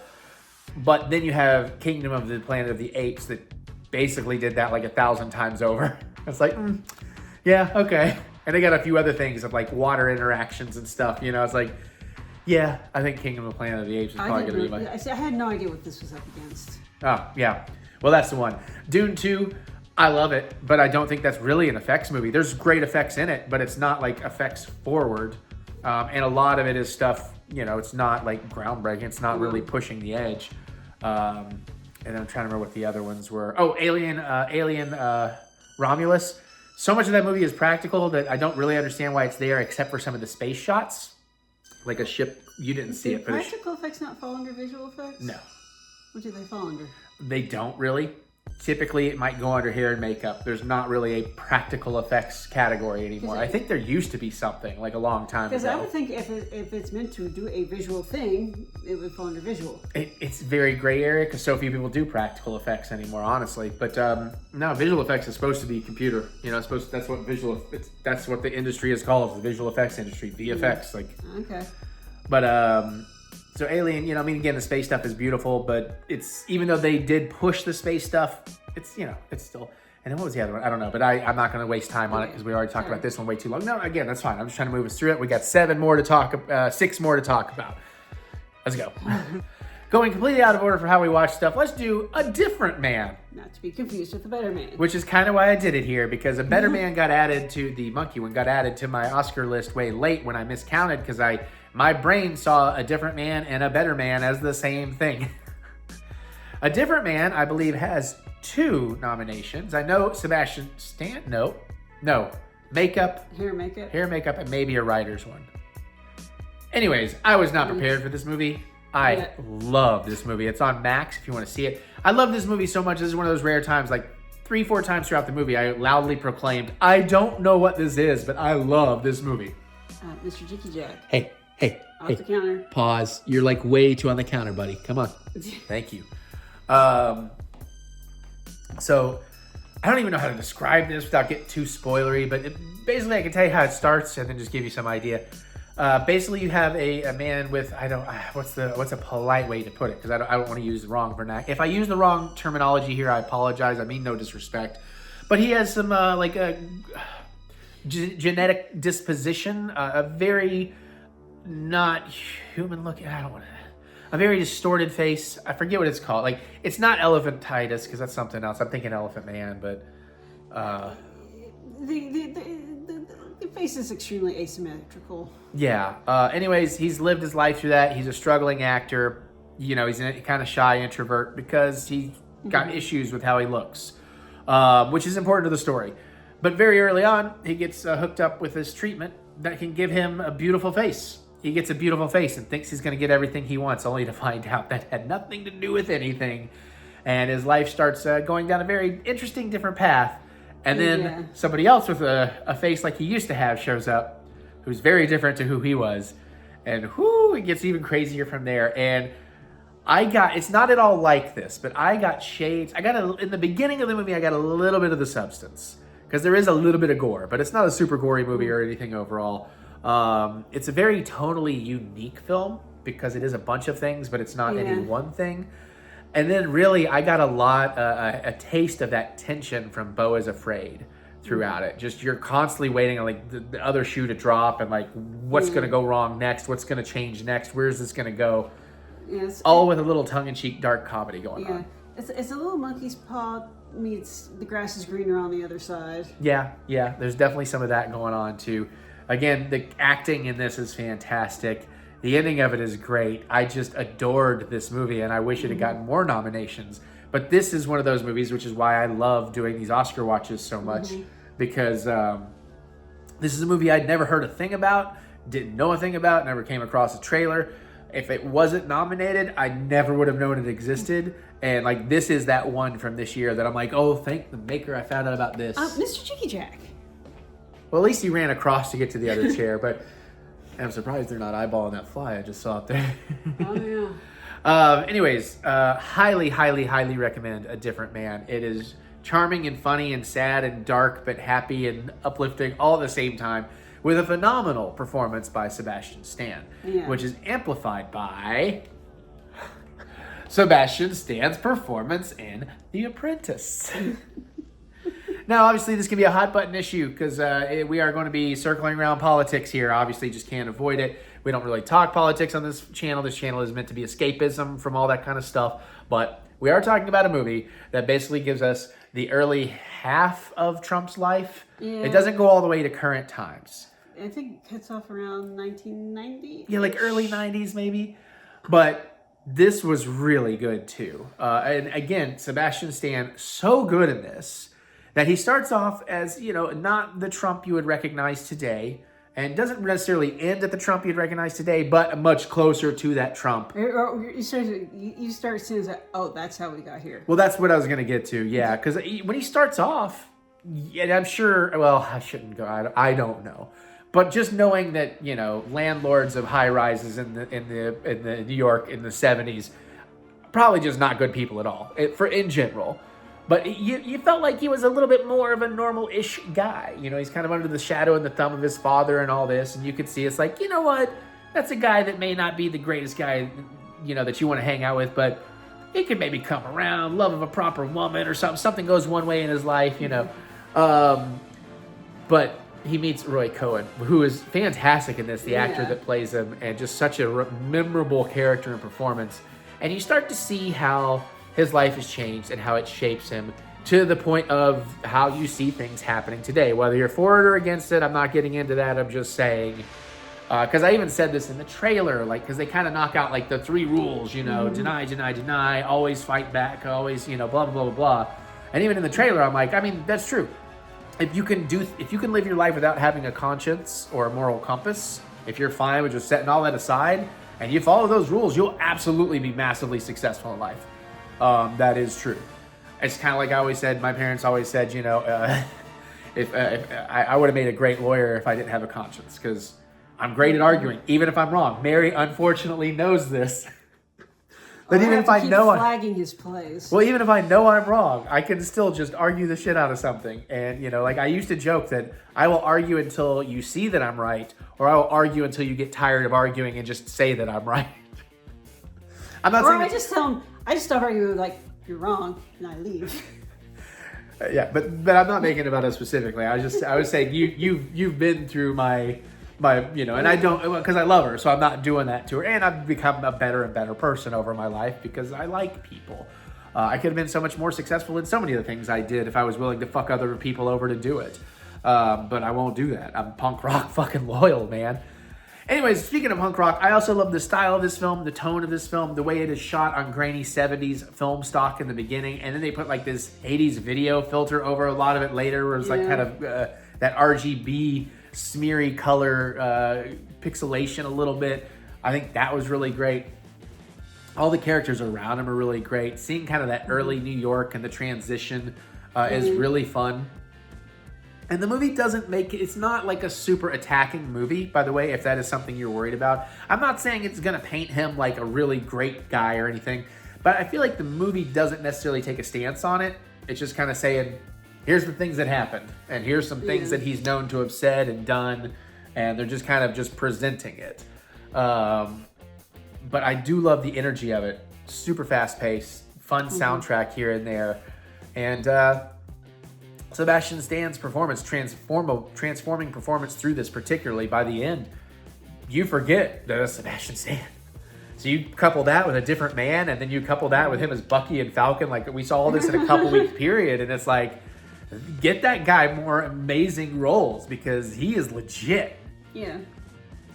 So if you're interested, I recommend The Apprentice. I think that was a fun watch. It was very interesting. Wouldn't mind to see them do the rest of the story, which is still being written. We'll see where that goes. Next. Yeah, next. I'll gladly give you a quarter for 6 nickels. I don't know what that joke was supposed to be. We watched Nickel Boys. Based on things that happened. Yeah. True-ish story with true things, just amalgamated. Yeah. Story, really, really good. I would be very fascinated to see this story done. However, the way the story was presented. Well, you're jumping ahead on me, but yeah, because I was also going to say performances, I think, were very, very good. Hard to tell because the way the movie was presented, yes, frustrated me to no end. Do you want a whole movie that's nothing but POV with surprise POV changes? Yeah, see, This is the movie for you. Here's the thing, okay? This stylistic choice, bravo for trying something. I think the stylistic choice could work with the proper material.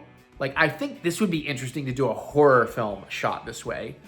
For a sort of historical, dramatic retelling of something, it's maddening. Because the story I want to focus more on. I want to feel the emotion of the characters and everything. Which is very hard to do when, A, you have a cinematographer, a filmmaker that's just in love with every shot and refuses to cut, so everything lingers much more than it should. 5 minutes in, I was already bitching about, I'm flashing back to Call Me By Your Name, and I'm waiting for the camera to turn off to something else because it's bored looking at this thing. And the pretentiousness is not quite to the level of Call Me By Your Name because I thought that was also a pretentious story. Here, I think it's a fascinating story, and the filmmaking frustrated me. It frustrated me, and I'm not trying to knock the filmmaker because I'm sure they're very talented. And again, I appreciate you taking a swing. But the biggest thing that pissed me off, because I'm so frustrated and flustered by the movie, it was only a half an hour in that finally I was like, wait a minute, are they changing character POVs? And she's like, yeah. And it's like, how was I fucking supposed to know? Like, through context, but it's like, what context? I don't know these characters yet. When they repeated the scene. Yeah, they did scene, and then they repeated from somebody else's point of view. That's what's supposed to be the clue that, we're doing multiple. And it was like, I missed it because I don't know if I was drifting by that point or just like so frustrated. So finally I was like, what? And the maddening thing about it is there's no differentiation. There's even if you had done something subtle, like a really clean film stock and a really grainy film stock, or a slight desaturation, or something to make the varying POVs so it's a little bit easier. There's some consistent clue that, oh right, okay, now I'm back in this guy. Okay, now I'm back in this guy. There is some stuff in the middle of the movie where you see them looking at each other and then it cuts the other POV looking back. So that's kind of cool. And then in the middle of it, you start getting over the shoulder shot from behind, which also frustrated the hell out of me because he's centered in the shot. And I'm like, can we not have like the video game third person over the shoulder? Yeah.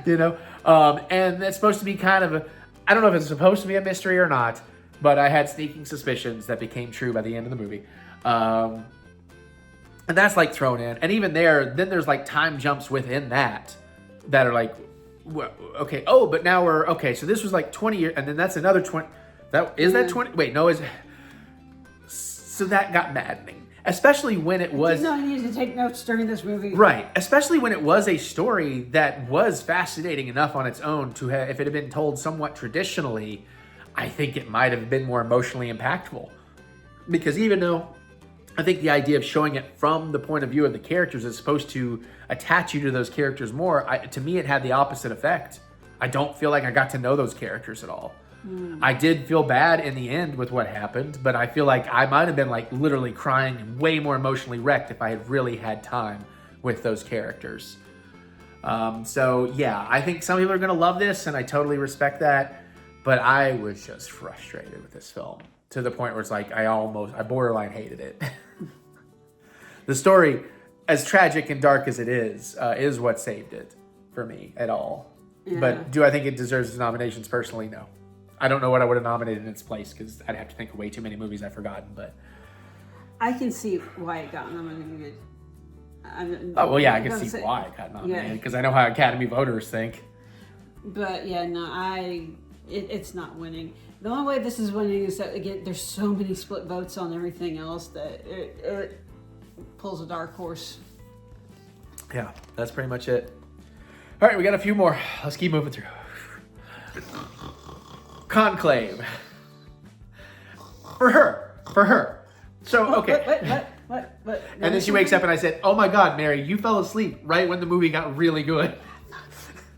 So usually it's the other way around. It gets late at night, I've had some drinks, I'm like, she's got to nudge me. But I was trying to nudge her and I finally had to give up.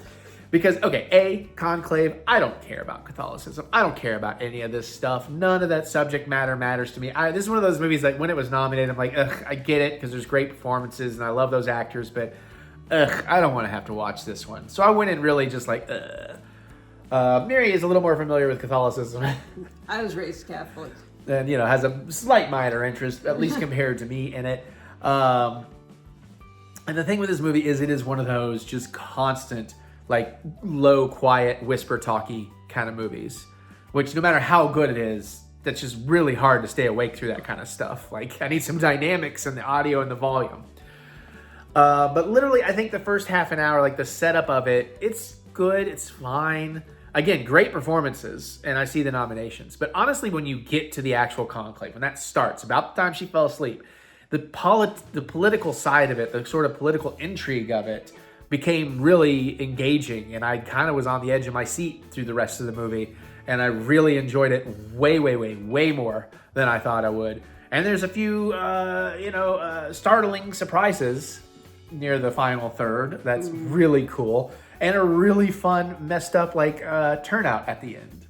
Not messed up either, just There's very a twist that nobody saw coming. Unexpected. Now, I saw it coming, and without giving it away, this is what surprised me, is I heard about an element of this movie that intrigued and enraged a lot of people, and that apparently brought a lot of people to it that may not have been interested in it. Like, this podcast I listened to, they're talking about, like, his son, like, his teenage son, and, like, their friends who aren't into that kind of stuff at all wanted to see it because of this element. They were curious about it. So to me, I kind of unfortunately had it in my head that was going to be a bigger deal about it. And it's not really part of the movie until the very, very end. And at which point, had I not known, it would have been even more of a whoa kind of thing. But I did really like it. I thought Lithgow was fantastic. Fiennes, no surprise. He's always fantastic. And of course, we got Tucci Gang, who you can't hate. But they did a really great character drama here. With and the politics of it and everything, and I was really, really fascinated with it. And I like that they kept it kind of all inside of the church. You didn't really, especially during the conclaves, you didn't really ever go out. You were pretty much sequestered like they were. So absolutely deserving in all of its nominations as far as I'm concerned. Don't know that it's winning any of them, unless some of the smaller categories, because I do think there are stronger contenders in the acting categories, the best picture categories, the writing categories, but it's still... Excuse me. I wholeheartedly recommend it. Merrily Very merrily. I can't really recommend or not recommend it because I think I slept through a good chunk of it. Yeah, I think about a third. I think the middle third. Well, without giving away that like one big kind of surprising big event, I think that's what startled you awake, and that's when you're like, oh, maybe I should sit up and pay attention if this kind of shit's going down. Yeah. So Yeah. I was like, I'm sorry, I tried, but I had to give up on you. You fell asleep right when it got good.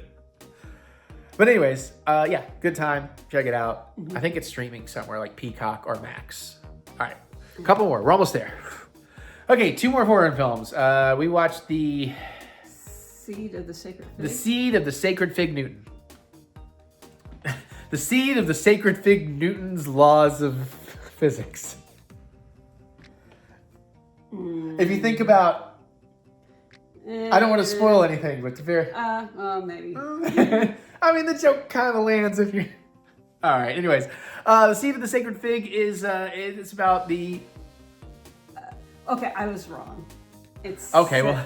What I was thinking about was something similar, but about a decade to 15 years Okay, later. Mary kept calling it one thing. I was like, I don't know what that is. So this is set when the... where is this? Iran? Iran, yeah. When all This the... was secretly filmed in Iran because the powers that be were not happy about it. Well, I think, honestly, that might be mostly hyperbole. I think they use a lot of cell phone footage that I believe is real. It is real footage from the real events. I think that's what was the secretly filmed part, I'm guessing. I think everything else was like outside of the country and other sound stages and studios. Maybe not that big location at the end, because it's so isolated in the middle of nowhere. I don't know. All I know is that the Iranian government tried to make him pull it from the Cannes Film Festival, and he was arrested. And he had to escape. Yeah. Which is a whole other story. But it's about the ladies protesting to not wear hijabs. I mean, I'm sure there's more of it. I am super simplifying it. But, so it's in that era. It's really about this family who father just got a big promotion to be one of the investigators. And his downfall through that, or maybe not, but it really focuses more, even though the description says it focuses on that, it focuses on his wife and his daughters. The wife who wants to support him unquestionably, and the daughters who are like college age and kind of coming into their own of like, why is this wrong? No, we should be out there, and in the horrors and the dangers of how even if you aren't part of the protests, being anywhere near it, you can get swept up in shit, and shit can go wrong and fuck up your whole life. Yeah. And then it kind of devolves into some way crazy paranoia and crazy family drama, and it's very engaging, very gripping. I do think it's like 2 hours and 40 something minutes. It could be half an hour shorter. Yeah, the front loading drags on a bit. Yeah, and again, it's mostly kind of a whisper talkie movie until the end. So, especially with subtitles as well, it kind of gets, it's a little bit of a drag. But I do think the story was great. I think the performances were great. Not my favorite feature film, international film. We'll get to that in a second, because y'all already know what our favorite international pick is, even though I don't think that's winning, sadly. Yes, it will. I'm manifesting. Come on, float. But yeah, if you haven't seen it, definitely worth it. Just make sure you're awake or have some caffeine, and you've got the almost 3 hours to sit through it. But it's worth checking out. And the end, like the last 20 minutes of it or so, is thrilling and gripping, and you are kind of on the edge of your seat, wondering how this is all going to go down. So, do highly recommend that. Did we buy? Yeah, we bought that on digital. So. Yeah, I feel like this is another movie that decides to do a genre shift about halfway through. I would agree with that. Yeah, I would absolutely agree with that. We go from drama to thriller, I think. Yeah. So, good time. Well, a good watch. All right, one more movie review. Whew. Well, I haven't even poured wine yet. We're making it to the final movie review. I haven't even poured wine. So for finally, we watched it before. We've done some of these out of order the way we watched it. But the last of the international feature film nominations we have to talk about is The Girl with the Needle. It's black and white. I think it's kind of long. Isn't it like 2:20 at least, 2 hours and 20, something like that? Remember. But doesn't feel like it. This is a messed up movie. Like, it is. It's great, but it gets rather disturbing, and not. Usually if you're talking about black and white prestige Oscar films, it's disturbing because of Holocaust stuff, which is disturbing, but that's not this. This is something very different. Although I guess it's around that time, Because it is kind of around the end of World War II. World War One. World War One. Was it World War One? Yep. Okay. I think I just went World War II. Did that stuff look like late 40s, early 50s to you? But, No. Yeah. No. Anyways, I'll defer to her. I'm sure she's more right, but It was in that World War doesn't One. matter that much. I'm sure it matters if you want to go into the deep context of it all. I don't know how to explain this movie other than you have a woman. It's a very desolate section of Germany, I think, right? And very downtrodden, poor, and people barely putting it together. Most of the men are off to war. Was a woman who hasn't heard from her husband, but also hasn't heard that he's died in 2-3 years. Yeah. Trying to make ends meet, falls in love with their boss, gets pregnant. The boss is rich, and the mama don't like it, and now we're off. I'm not really spoiling. This is probably the first 20 minutes or so of the movie is set up, but that's kind of the context, because then she has to make a decision about this baby, and it leads her into this lady that owns a candy shop, and at this point, it's nothing but spoilers. yeah, we can't really tell you more, but it is fascinating. It is dark. It is disturbing. It's kind of fucked up. It's got some great character study. I think the performances are wonderful. The characters are fascinating. Yeah. There is a couple of moments near the middle or the end that you're going to see some kind of disturbing imagery, but it's important and effective to the film. And yeah, and it's one of those stories you look up like, I think this is a true story, and you find out, no, it's not a true story, but it's kind of based on some true stories.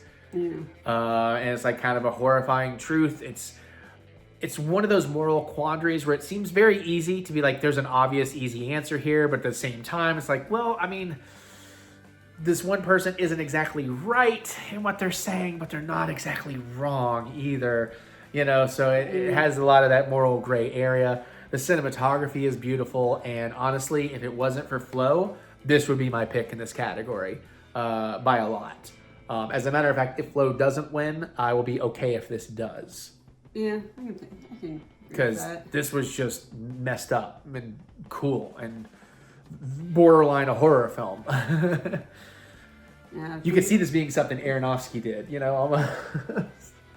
Yeah. But I cut you off. You were going to I was say gonna something. say we still haven't seen I'm Still Here. That's like the Well, that's last true. of the Yeah, four we films. mentioned that at the start. Yeah, that's the last of the four and best pictures that we haven't seen. But I can't fathom it's going to be better than Flo or The Needle, Girl with the Needle. And then I'm putting Sacred Fig under that. And then... Evita.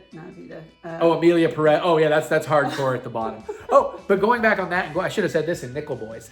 I think I liked Nickel Boys less than Amelia Perez. Maybe. For very different reasons. But if somebody was like, okay, you have to watch, gun to your head, you have to either rewatch Nickel Boys or Amelia Perez. Amelia Perez.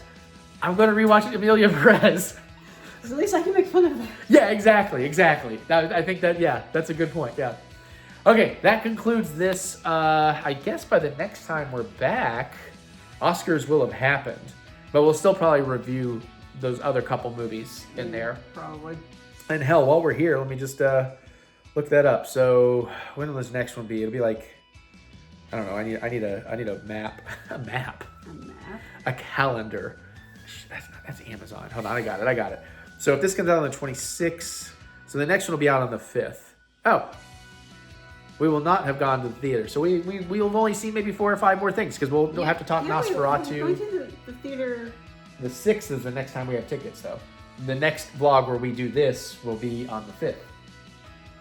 It's already Wait a minute, when's Oscars? the 1st. We're going next week. We're going this Wednesday to go see I'm Still Here. Yeah, I was going to say that one can be in the next thing. But I thought you were saying we weren't going to have any more. I did not get my full thought out. I was thinking out loud. I was going to mention the movies we have coming up tickets for, but they're all after, like Mickey 17 or Novocaine. Except for I'm Still Here, which is before. I was getting to that, but your confusion jumped in before. So anyways, we still have I'm Still Here. We still have Nosferatu. We still... Okay, we'll wrap this up with... The Complete Unknown. A Complete Unknown, which we did have tickets to go see that Sunday, but we canceled them because Saturday night, I found out it's coming to purchase on digital Tuesday. So yesterday of this video coming out. So if you haven't gotten to Complete Unknown and you want to see it before the Oscars, It's available to purchase at the premium price on digital. And it's just easier for us to watch stuff at the house at this point, especially because we have a nice system and everything. So what do we have left? Okay, Porcelain War, still can't find it anywhere, so I'm not going to get to that. It's a documentary. September 5, I'm going to watch on my own. No Other Land, can't find it anywhere. It's a documentary. Maria, we're both going to watch. Nosferatu, we're both going to watch. We're going to see I'm Still Here in the theater. A Complete Unknown, we're both going to watch. And I still have Gladiator 2. So we'll hopefully do those reviews in 2 weeks in the next hockey vlog. And I don't know about shorts. We're going to try and sneak in some animated and live action shorts. We have not started on shorts, except I've done 2 out of 3 of the available documentary shorts. So, but we're doing pretty good. So the next question is, will we live stream the Oscars or not? I don't fucking know. If we don't, 2 weeks you'll see our reactions in the vlog. Okay, but we're thinking about it. So keep your eyes open for an announcement. All right, we're moving on to other vloggy stuff. Unboxing times. Woohoo! Hello, resident nerd and loser here, EricButts. Oh, that is my middle initial. I thought I got it wrong. He hasn't even started drinking it, y'all. A few sips of wine. So we are, oddly enough, I believe earlier in this vlog I gave a vacation update, unless I forgot. My next trip to Disney, it is February now, but my next trip, end of February, my next trip to Disney is beginning of May. And I'll be there, of course, for May 4th, even though last year I said I'd never do that again. But you know me. When I was there May 4th, of course, they dropped new stuff. They dropped a limited edition Saber special thing, and the line to get into Dok-Ondar's was literally so long, there was no way. But I struggled and struggled online, and I got lucky because I was able to order it from the shop and have it shipped straight to my house. Didn't even have to worry about getting it from Doc's and having it shipped from the park. Today we're here for this bad boy. But it's funny to me that I've had this for 10 months, and we're just getting to opening it. I am not surprised. I've had this bad boy.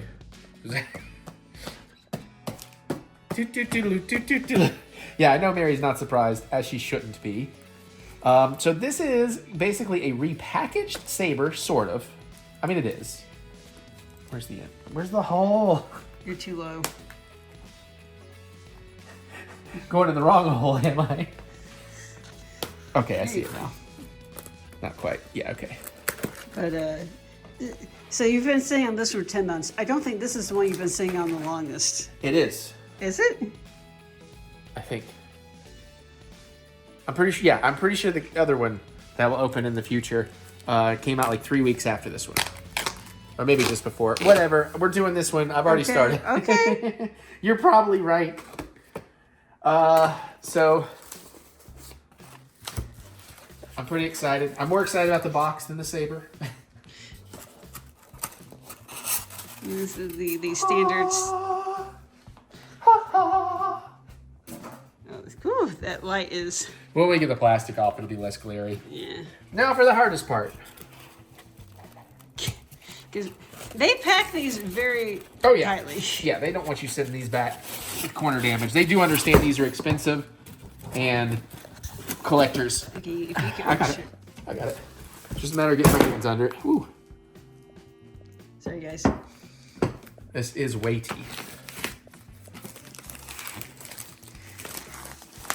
So as you can see, this is going to be the Qui-Gon Jinn Master Edition. This is the Jabba the Hutt saber. This is the Zillo the Hutt saber. This is the Zillo Beast saber. There we go. I can't easily translate the front here. Well, yeah, because we don't know our Arabic. Limited edition, Darth Maul. I don't know if it has anything on the back. Just your usual. Oh, of course I've got it upside down. Of course you do. Can I turn the camera Just upside rotate though. That is very shiny on the bottom. It's a very shiny box. Now, even though we've been sitting on it for 10 months, let's hope the batteries didn't die because I'm excited about this first part coming up. Is this Runic or Arabic? It might be Sith. Yeah. That's That makes more sense. Runic language. That makes more sense. All right, we ready for the big reveal? Pull out for this one. Hope this works. Nope. We might have to hit a button or take a thing out. Nothing on the back side there. And we have... Oh.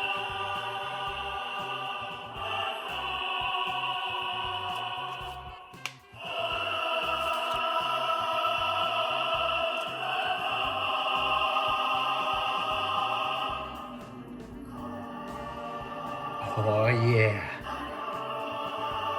The dark side. This box is extra.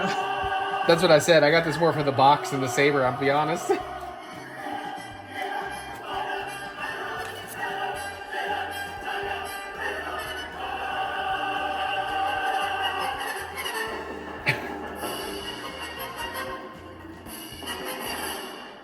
I did not know about this. Ah, good. Even Mary got the surprise. And she did not show me doing the Trump off to the side. Now watch me Trump. Now watch me nay nay. Sorry. Can you get it out? Yeah, it's very tight in the foam. But we have the Maul double saber. Now, they sold the double saber for a long time in the Legacy. Now, it was one piece, and it came with a connector, and you'd have to buy two of them. So this is the only time they packaged it as a whole saber. And of course, you do have the two end caps here and the Allen wrench to get that in there. Allen! And they do have the cap protectors. I do wonder if we should have got a screwdriver because we seem to keep buying these and then being like, God, we got to change the batteries. And Because you let it sit for 10 months. yeah, exactly. So we did not get a great number. I'm not terribly surprised there. We got 5,259 out of 7,000. This thing did sell out. This one actually did sell out. The other ones, they've had trouble. The other collector box things. But let's see. Fear attracts the fearful, the strong, the weak, the innocent, the corrupt. Fear is my ally. Darth Mavis. Darth Mavis. Yeah. Now, one thing that's weird about this is the ignition switches. You actually turn them. Oh. So you can't just be like, you have to like, you know, it's going to be That's awkward. a little tricky. But I do like that in a double saber form, you can clip this to your belt. Because that's something I've noticed that's about the Savvy sabers that I really don't like, is even though you can use the coupler to make a double saber out of any of the Savvy sabers, all of the belt clips are on the hilt piece that you have to, you know, is the pommel?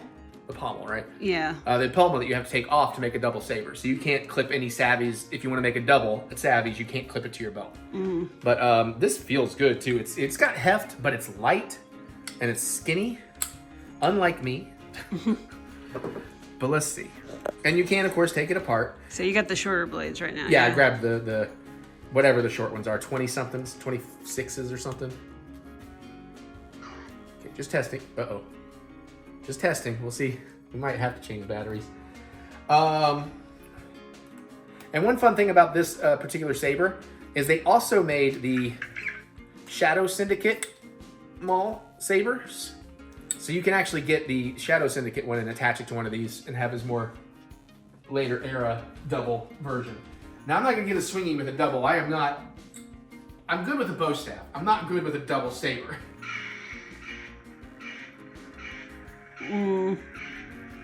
Somebody needs batteries. Yeah. Crap. No, I'm just hitting all the... It's very rhythmic.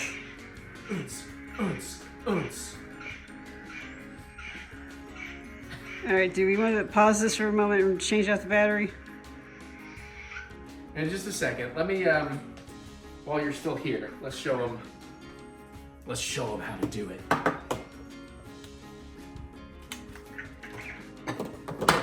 So it does show an Allen key, which is interesting. I guess on the inside, because this did screw apart. Yeah. So we might just be using the Allen key to tap those back on. Or is it that? No, yeah, both sides screw apart. Maybe the Allen keys for in there? I don't know. Interesting. Man. But then there comes out your battery compartment. Woo! Bless you. Oh, that's styrofoam. You're gonna need a tiny screwdriver to open that up, pull this out, swap it out. Then, you know, put it back together. You'll see there's like a triangle notch in there that slides in. You'll just put that back in, screw your base on. That's how you change batteries. But yeah, we're gonna take a second. We're gonna update. We might as well update both the batteries while we're here. And we'll be back in a second. I'm one with the Force. The Force is really pissing me off. No, I stole Mary's line. So as you can see, we do have the battery compartments undone I didn't take the batteries out yet though, the old wubba lubba dub dubs. Now, one thing I did learn while we were away for that brief moment is why the Allen key. And why is the only place you use an Allen key in the coupler. It's to align. You can use this to twist these parts in case they're not screwing in to have the double saber align properly. So very cool. But I think since mine was already calibrated at the shop, it seems to be good to go because it came out of the box correctly. So, but that's good to know. I wish they did that for the coupler at Savvy's. They need to make more couplers at Savvy's because only that one particular one is like not good for some things. I'd like to get like a silver brass one that does the High Republic sabers. Since I have multiples of those now. Battery compartment in. I will go ahead and put the double end cap on this one. The other one I'll show you with the regular end cap here in just a minute.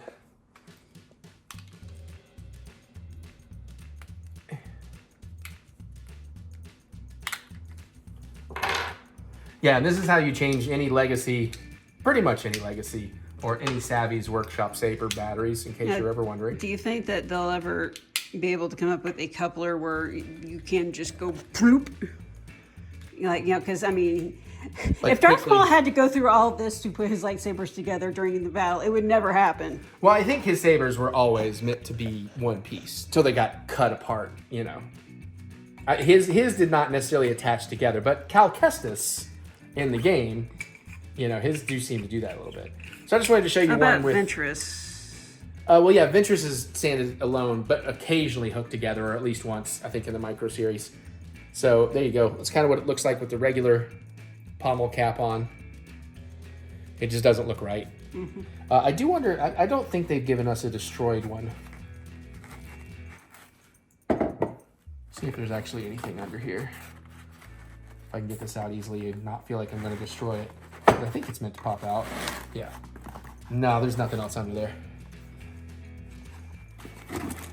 Because I would think it'd be kind of neat if they gave you like the slashed broken end for one of them. Yeah. I think that'd be cool, but that's fine, they don't. It wasn't like they advertised that or whatever. I do wish they wouldn't put all these stickers on there, because they also do stickers that are not the easy, they don't come off that clean, which is annoying. Yeah, And like there's so many. I know legally they have to, but there's so many freaking stickers. They call these warning stickers and stuff, man. Yeah. Yeah, you can see mine is properly aligned. So that's what the Allen key would do if you... Like, this would come with buying these individually, and if it Okay. doesn't line up, you're going to want to adjust that so they line up properly. So, as usual, as we've learned, that should fix the issue.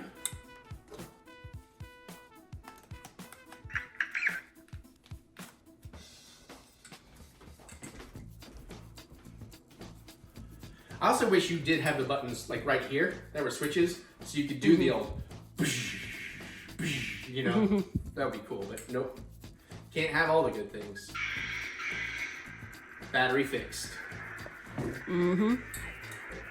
Still shocked they have not brought any kind of Inquisitor sabers out yet. Oh, the spinny sabers? Yeah.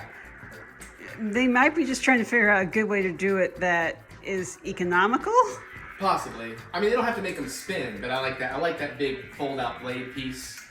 Also, a proper Ezra Bridger, not the later Ezra Bridger, but the original one that's like also a blaster. Oh, I would like that one too. Yeah, they make a toy version of that I keep thinking of buying because it's pretty nice for like the cheaper plastic toy version. Also, apparently they recently announced that, you know how Disney developed the saber like these, but the saber actually comes out? Yeah. It is going to go on sale to the public. Oh. I don't have any more details than that, but yeah, like I said, I'm not, you know, we can go force kayaking. Meanwhile, Jack is transfixed. Or he was transfixed. Yeah, I've just never been good at double saber. I mean, if it was a bow staff and I wasn't worried about cutting myself up and I had a little more room, Yeah. I could do some fancy tricks, but but you know, you wouldn't want to do this with a lightsaber. Not unless you're a Mandalorian with That's true, full I guess Beskar armor. Yeah, if you're full of Beskar. Or a Beskar droid. Ooh. Cool. Would you like to give it a run for its money, my love? Sure. I know you like to play with my sabers. She didn't say no. This is also why it's good to buy those shorter blades, because imagine putting the longer blades in this sucker. Yeah.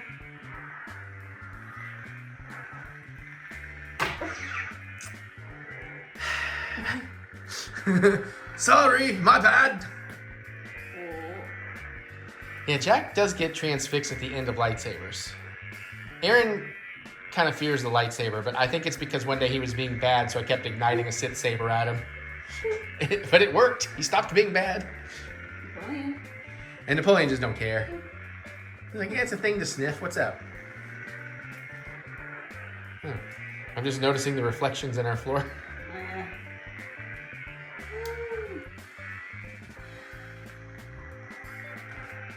Yeah, there's a...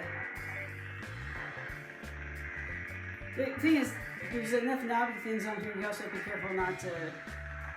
Now, these aren't as bad as some of the other ones that you've had. Yeah. Yeah, It's getting just hung like, up on be you. careful, you are going to wreck yourself. Yeah. Well, I mean, that's the thing about a saber. You gotta be careful or you're gonna wreck yourself. But...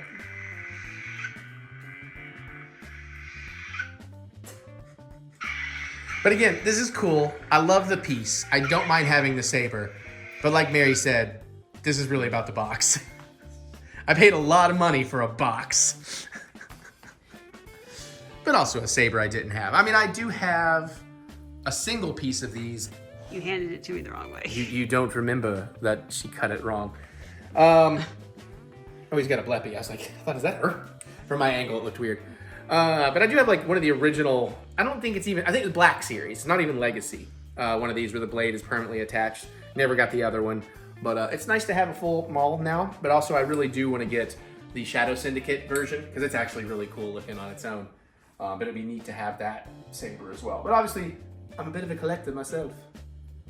That's why all the gatherers are named Kimba. All right, so Mary has a little fun thing to do. Hold on, let me put this so I can actually set this down. This, you may want to cut and let me actually translate because I'm going to have to. Well, I'm letter going to by set up letter. and show them what you're going to do, and then we'll do that. Okay. Okay. But yeah, very neat, very cool. I feel like that would actually sit on your hip pretty good. It might bang other people, but it's not going to bang into you because it doesn't have the dangler clip. I hate the dangler clip because my sabers go here, and it's like a dangly clip, and it's like doing this to me in the park. And I'm like, I'm trying to hold on to a camera and a drink, and this thing just keeps smacking me in the balls. Maybe you need to hang it further on the side then. Well, I have an issue with the belts because all the belts they sell out there, the sizes. It's every size but the size I need. I'm in between the size I need. But yeah, so Mary found it, our best translator, and I'm not going to let her do this all on camera like she said. She's going to take, because it's a chart.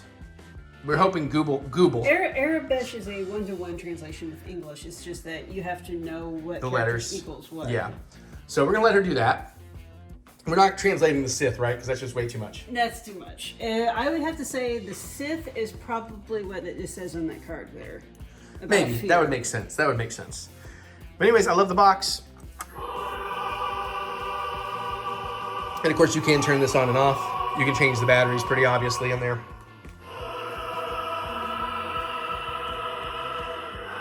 I think because it had the card on top of the switch is why opening the box didn't ignite it. Actually, I wonder if I can...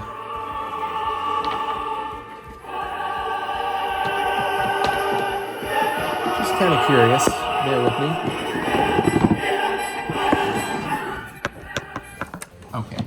Oh yeah, that'll totally work because I just saw how the switch works. So when you go... Haha! That's how that should have gone. Stupid card going in the wrong spot. I love this music. We'll be back. At last we have figured out the translation. So we did start on this side, which Mary figured out two of the words, and I figured out the rest, and then she verified. At which point we were able to figure out this one because of how many words there are. On this side, it says, "At last we will reveal ourselves to the Jedi."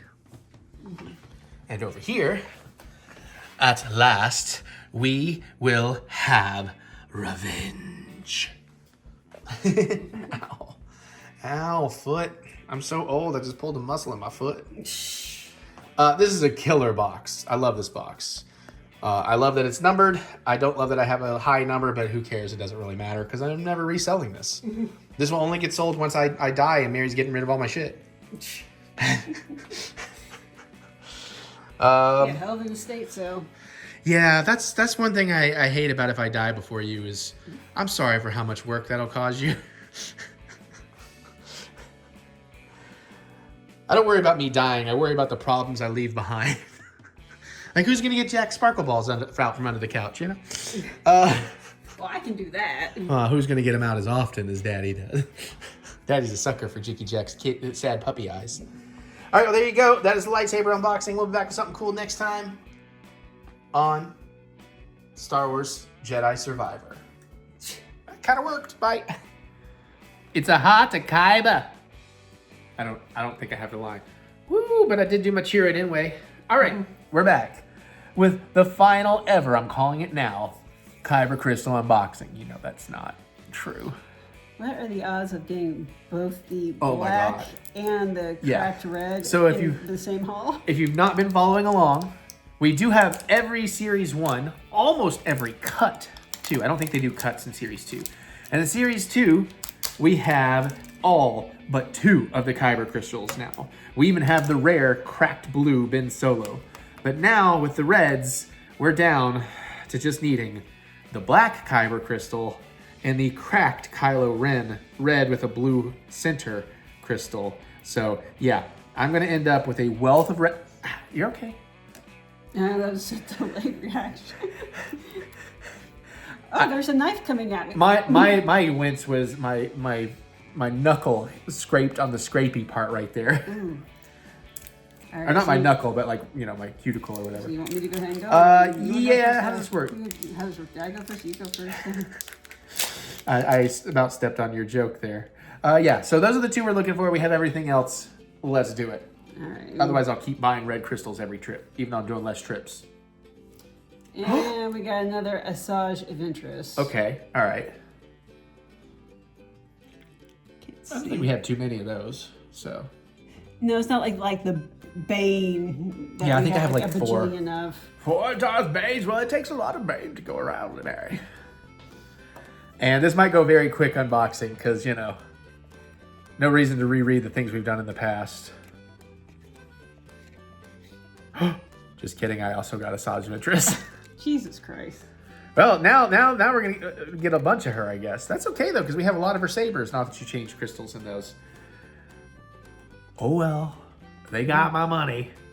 Actually, it's gonna be kind of fun. I'll do some kind of something with all these Kyber crystals eventually. Well, we're gonna need money in the new economy. I'm gonna sell these off to the dark side. Listen, I hear they got a secret project going. They're building some kind of super laser thing that they need Kyber to. Well, womp womp. I think going forward, there's going to be a lot of womp womp because finding those other 2 is going to be very difficult.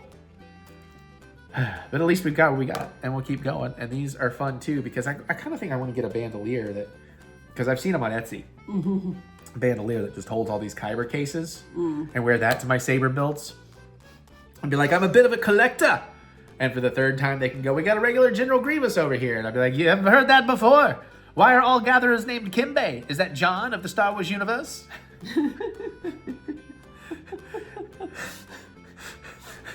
You're going to start using that voice with your character? It does kind of make it more fun, doesn't it? Yeah, see?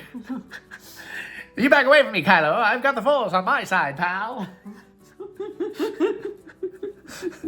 No, I've not pledged my allegiance to the First Order, you see, you dumb trooper. I feel like I need to learn more 50s lingo to do it. Now why don't you scram, skedaddle, get out of here, kids. That's more 40s, but... Well, you know, it's just old-timey why. I ain't doing nothing wrong here, see? I'm just having my blue milk. All right, well, that was Kyber. Biber. Justin Biber. No, just No. bye-bye. Bye. Welcome to a Disney pen unboxing. We're filming this one in advance before I go to Disney, in case I love these and want to buy more. But today, we're here with the Stitch postage stamp edition. These are my first ones. I've only bought 2 of these so far. Are they postage stamps or are they pictures? They look like Lilo's You know what? photographs. They are pictures. I was looking at the front, and Stitch's teeth made it look like it had postage ribs. Where I was looking at it in the camera. Okay. So they are actually photographs. That's fine. I love Lilo and Stitch. It's probably my favorite Disney animated movie, like old school animation. These are all very cute. I want the one with the record. I want the one with Stitch and glasses. And then building a snowman would be kind of cool. Those are my favorites, I think, on here. Stitch with the camera is actually kind of cute. Yeah, they're all cool. Let's see what we hit. See if we got any more coming for trading or not. Hopefully not. Only bought 2 boxes, you know? But it's happened. It has happened. What does Mary get? She gets, Ooh, these are nice too. Get this, is this snowman? Yeah, I want to build a snowman. Do you want to build a snowman? No, you can't eat it. That's cool. I like the design on these. It's etched in. Yeah. That's really nice, actually. Oh, and the little like Scotch tape over the corners. That's a nice touch. Yeah. Okay. These are pretty cool. I might get more. But there's this new set that I'm going to buy more than I usually would, and I need to not spend that much money. So, we'll see. All right. Hey, I got what Mary wanted. Oh, I didn't know he was doing a frog. Oh, okay. Yeah, that's hard to see on the box. Well, that's the one thing with some of these boxes. They don't really do justice.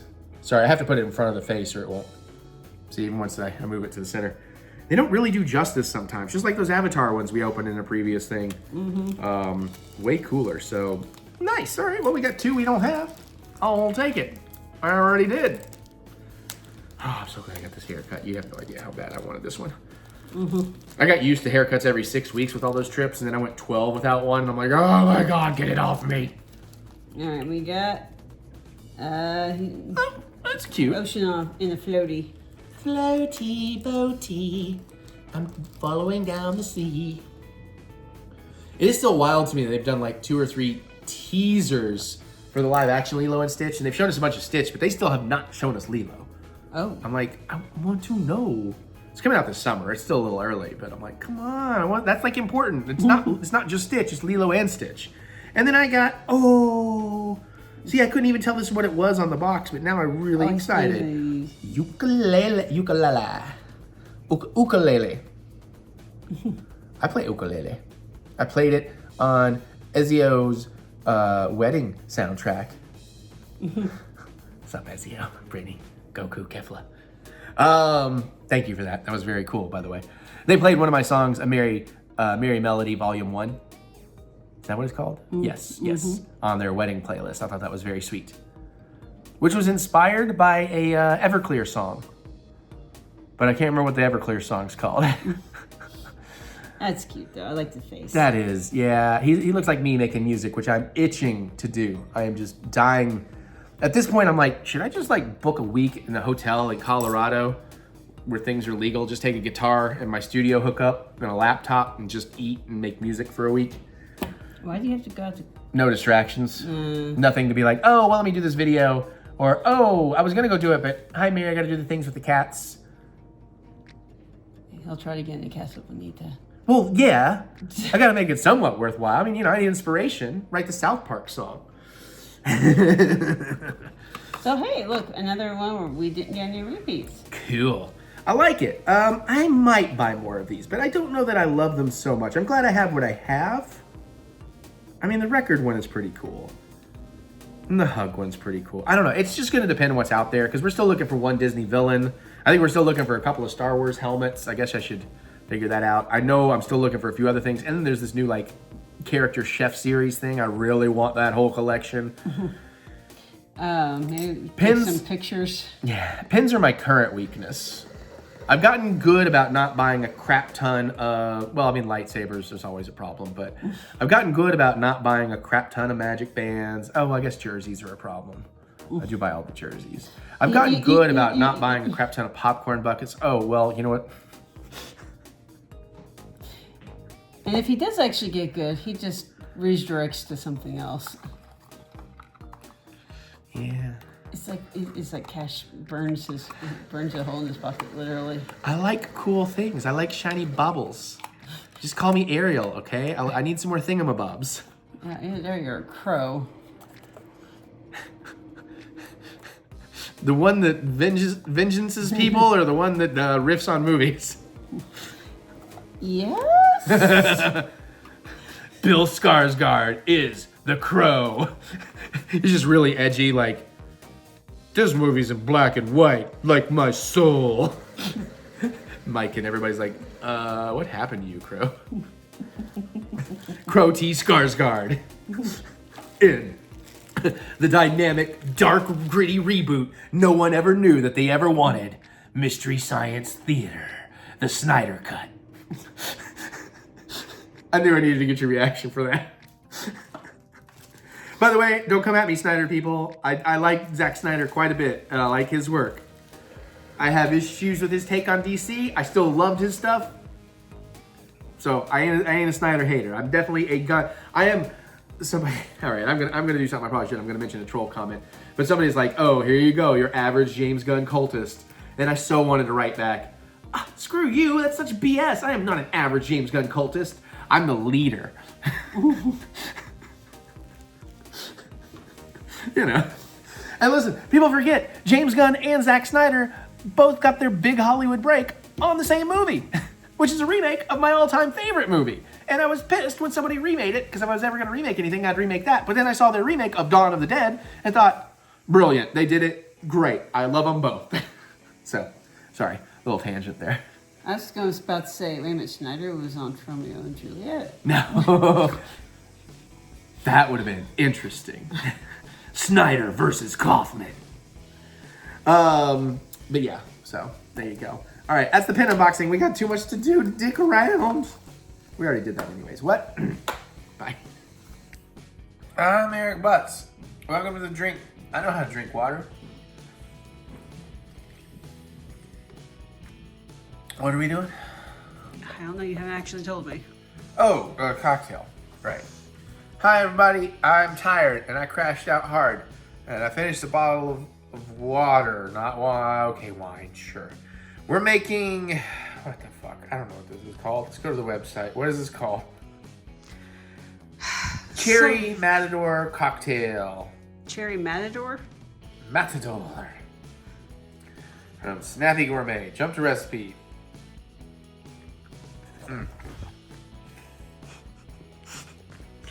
I hope that came across on camera. Mary just did a jump to the left. It was actually the right. It is my left, so it counts. I jumped to recipe. Why am I still scrolling down 18 parts? We're going to make a single just because I don't want to track down another old can of pineapple juice. So we need 4 ounces of pineapple juice, 1.5 ounces of tequila, half an ounce of lime juice, even though I managed to squeeze out an ounce. And half an ounce of maraschino cherry juice. Now, I like the neon red bullshit cherries. I don't like the Luxardo cherries. I forgot to get the little measuring cup thing, so I'm going to do that real quick.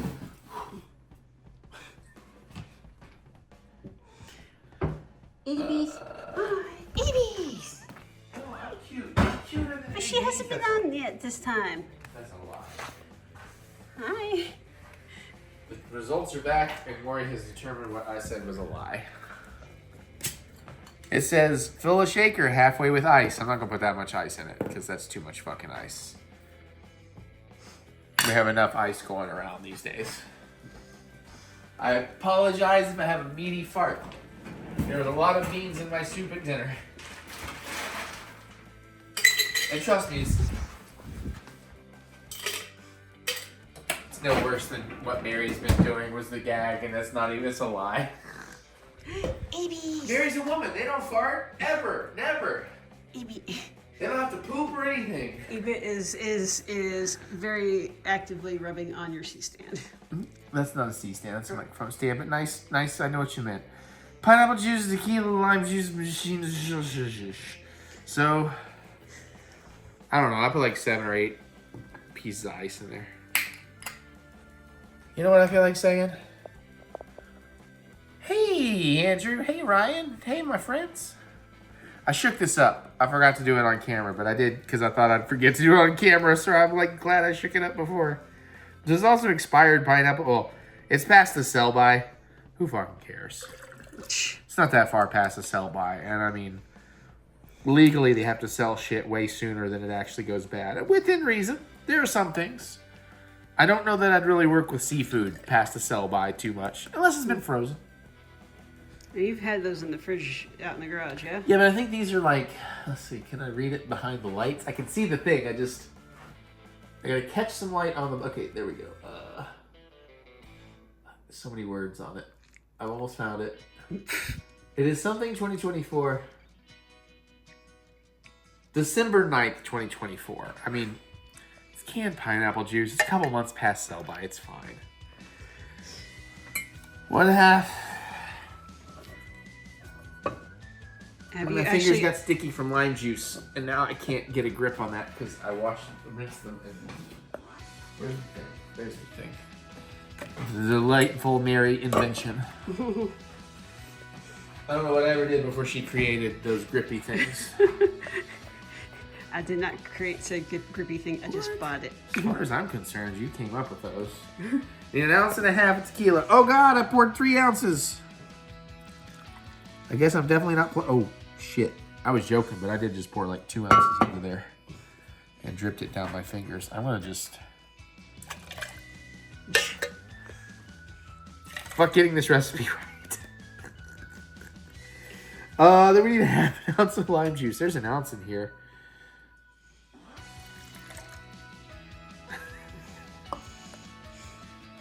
Splash of that, splash of that. Half an ounce of cherry juice. Woo!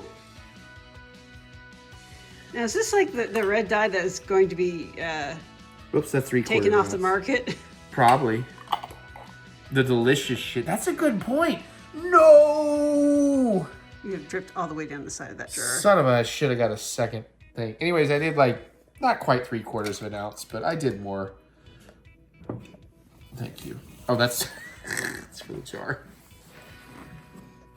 That's a good point about the dye. Listen, I'm not sure if that's the dye. It's in there. Fair. And honestly, it's not about the visual of it. It's that I prefer the flavor of that.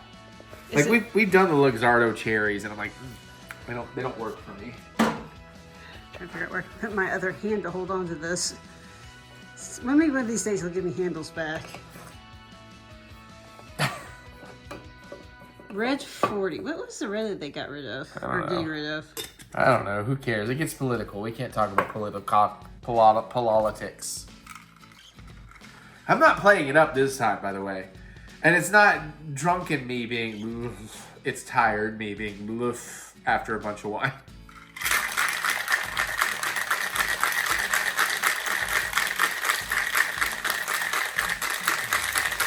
I'm in Smile 3. It's all about bartenders. That is fucking cold.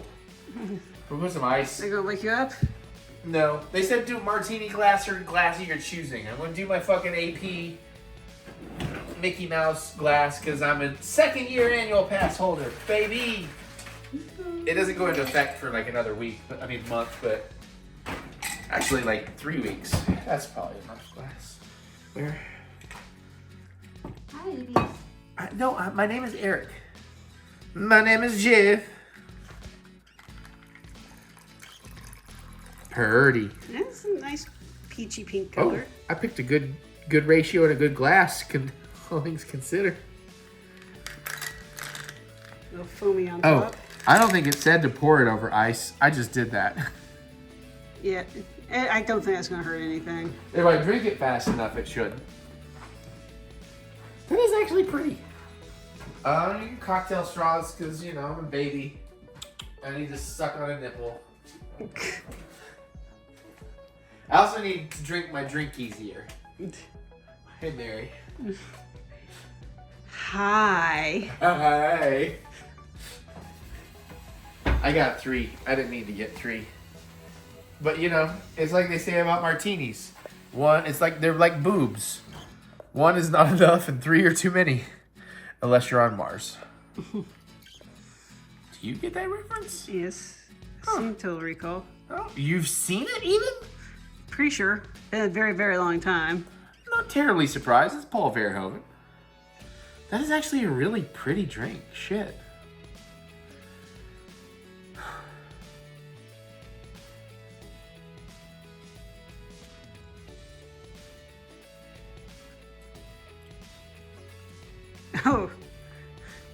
I think it's the tequila. I use cheap tequila. Now, with all the other stuff you mixed into it, I wouldn't think you'd taste it so much. It's fine. It's probably because I fucked up the ratio.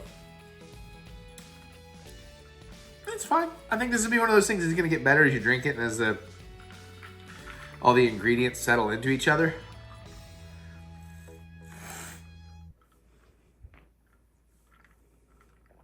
I don't love it. I don't hate it. It's fine. You want to try it? Or? Sure. I don't know that these are really your flavors, though, but because pineapple juice ain't a Mary. Pineapple. Shit. That wasn't my address, though, so I'm okay. But still, it's an old address. But it still checks out. Ooh. It is kind of pineapple forward.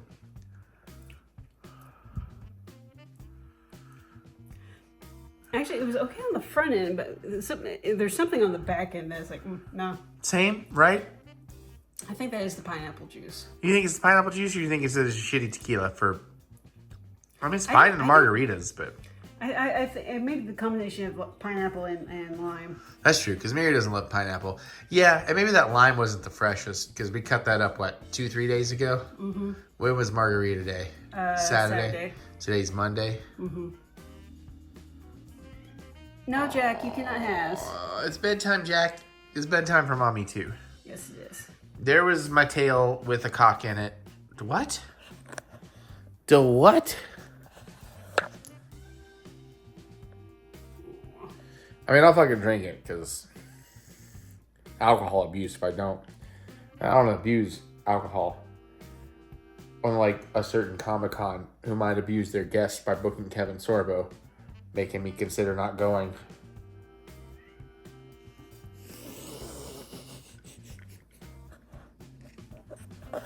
Maybe I'm not done because... Here, Mary. See if you can capture this. Oh, nope. That didn't have a sound, but that had a sensation. I need to... I'm overplaying it. It wasn't that bad. I was expecting a big ripper coming out my butt, but... I played the gross part. Eric, it's time for Nights and Betty Buys. Yeah, but the basement is flooding. I need to get in the boat with my capybara. We're gonna get in that tall rock formation. I'm walking here. I decided Jack is at his cutest when we give him a Brooklyn accent in our fake Jack voice. Mama, Daddy, Papa, I just want to cuddle. I don't even know if that's a Brooklyn. I don't know. I just want to go play 10 more hours of Last of Us.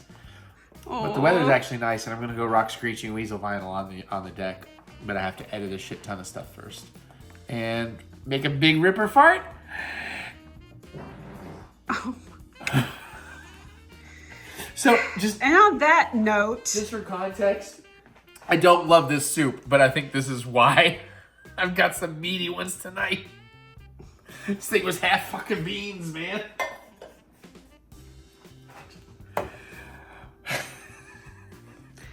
Once again, time for Nights and Betty Buys.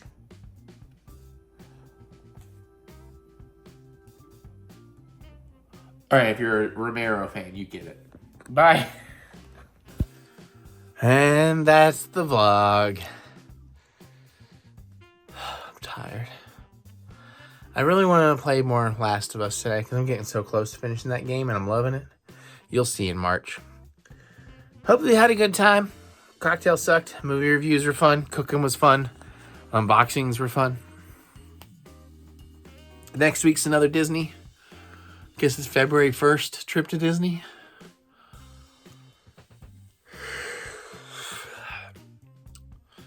But you know what? It's 48 fucking degrees outside. If I put on a couple layers of clothes, I can go bop around the deck to some Screeching Weasel vinyl that just showed up in the mail today. So I'm going to try and do that, but I got to do a bunch of editing and crap first. So love y'all when you get out of here. Comment below. Let me know. Geek out with me in the comments. Love to hear what you have to say. Other than that, click the thumbs up button. Give me the good old thumb of encouragement, as I do love to be encouraged. And of course, remember that we will get through this. We will get through this together. Check out my music anywhere you listen to music. Look up Eric Butts. Try a couple of songs. I want to go rock out because I'm ready to make the Mary EP Part 2. I just need the time. I'm going to get through one more video game. Then I can take a month to work on it. And then we'll have a new album coming out later this year, as well as a lot more video game Let's Plays and cooking. And what's the other thing we're doing? Some kind of short film thing because I bought a bunch of new film gear and I need to justify buying that. Hopefully by the end of the year, you can follow all that right here. Go to ericbutts.com for all your Funky Butts fun. There's more of the links in the description below. So click that see more button to see more butts. I'm going to get out of here so I can go live some more life and finish this not great drink. It's okay. I poured the rest of the lime juice in it. That tiny splash seems to be a little bit better. I'm going to go. I'll see you all. Bye.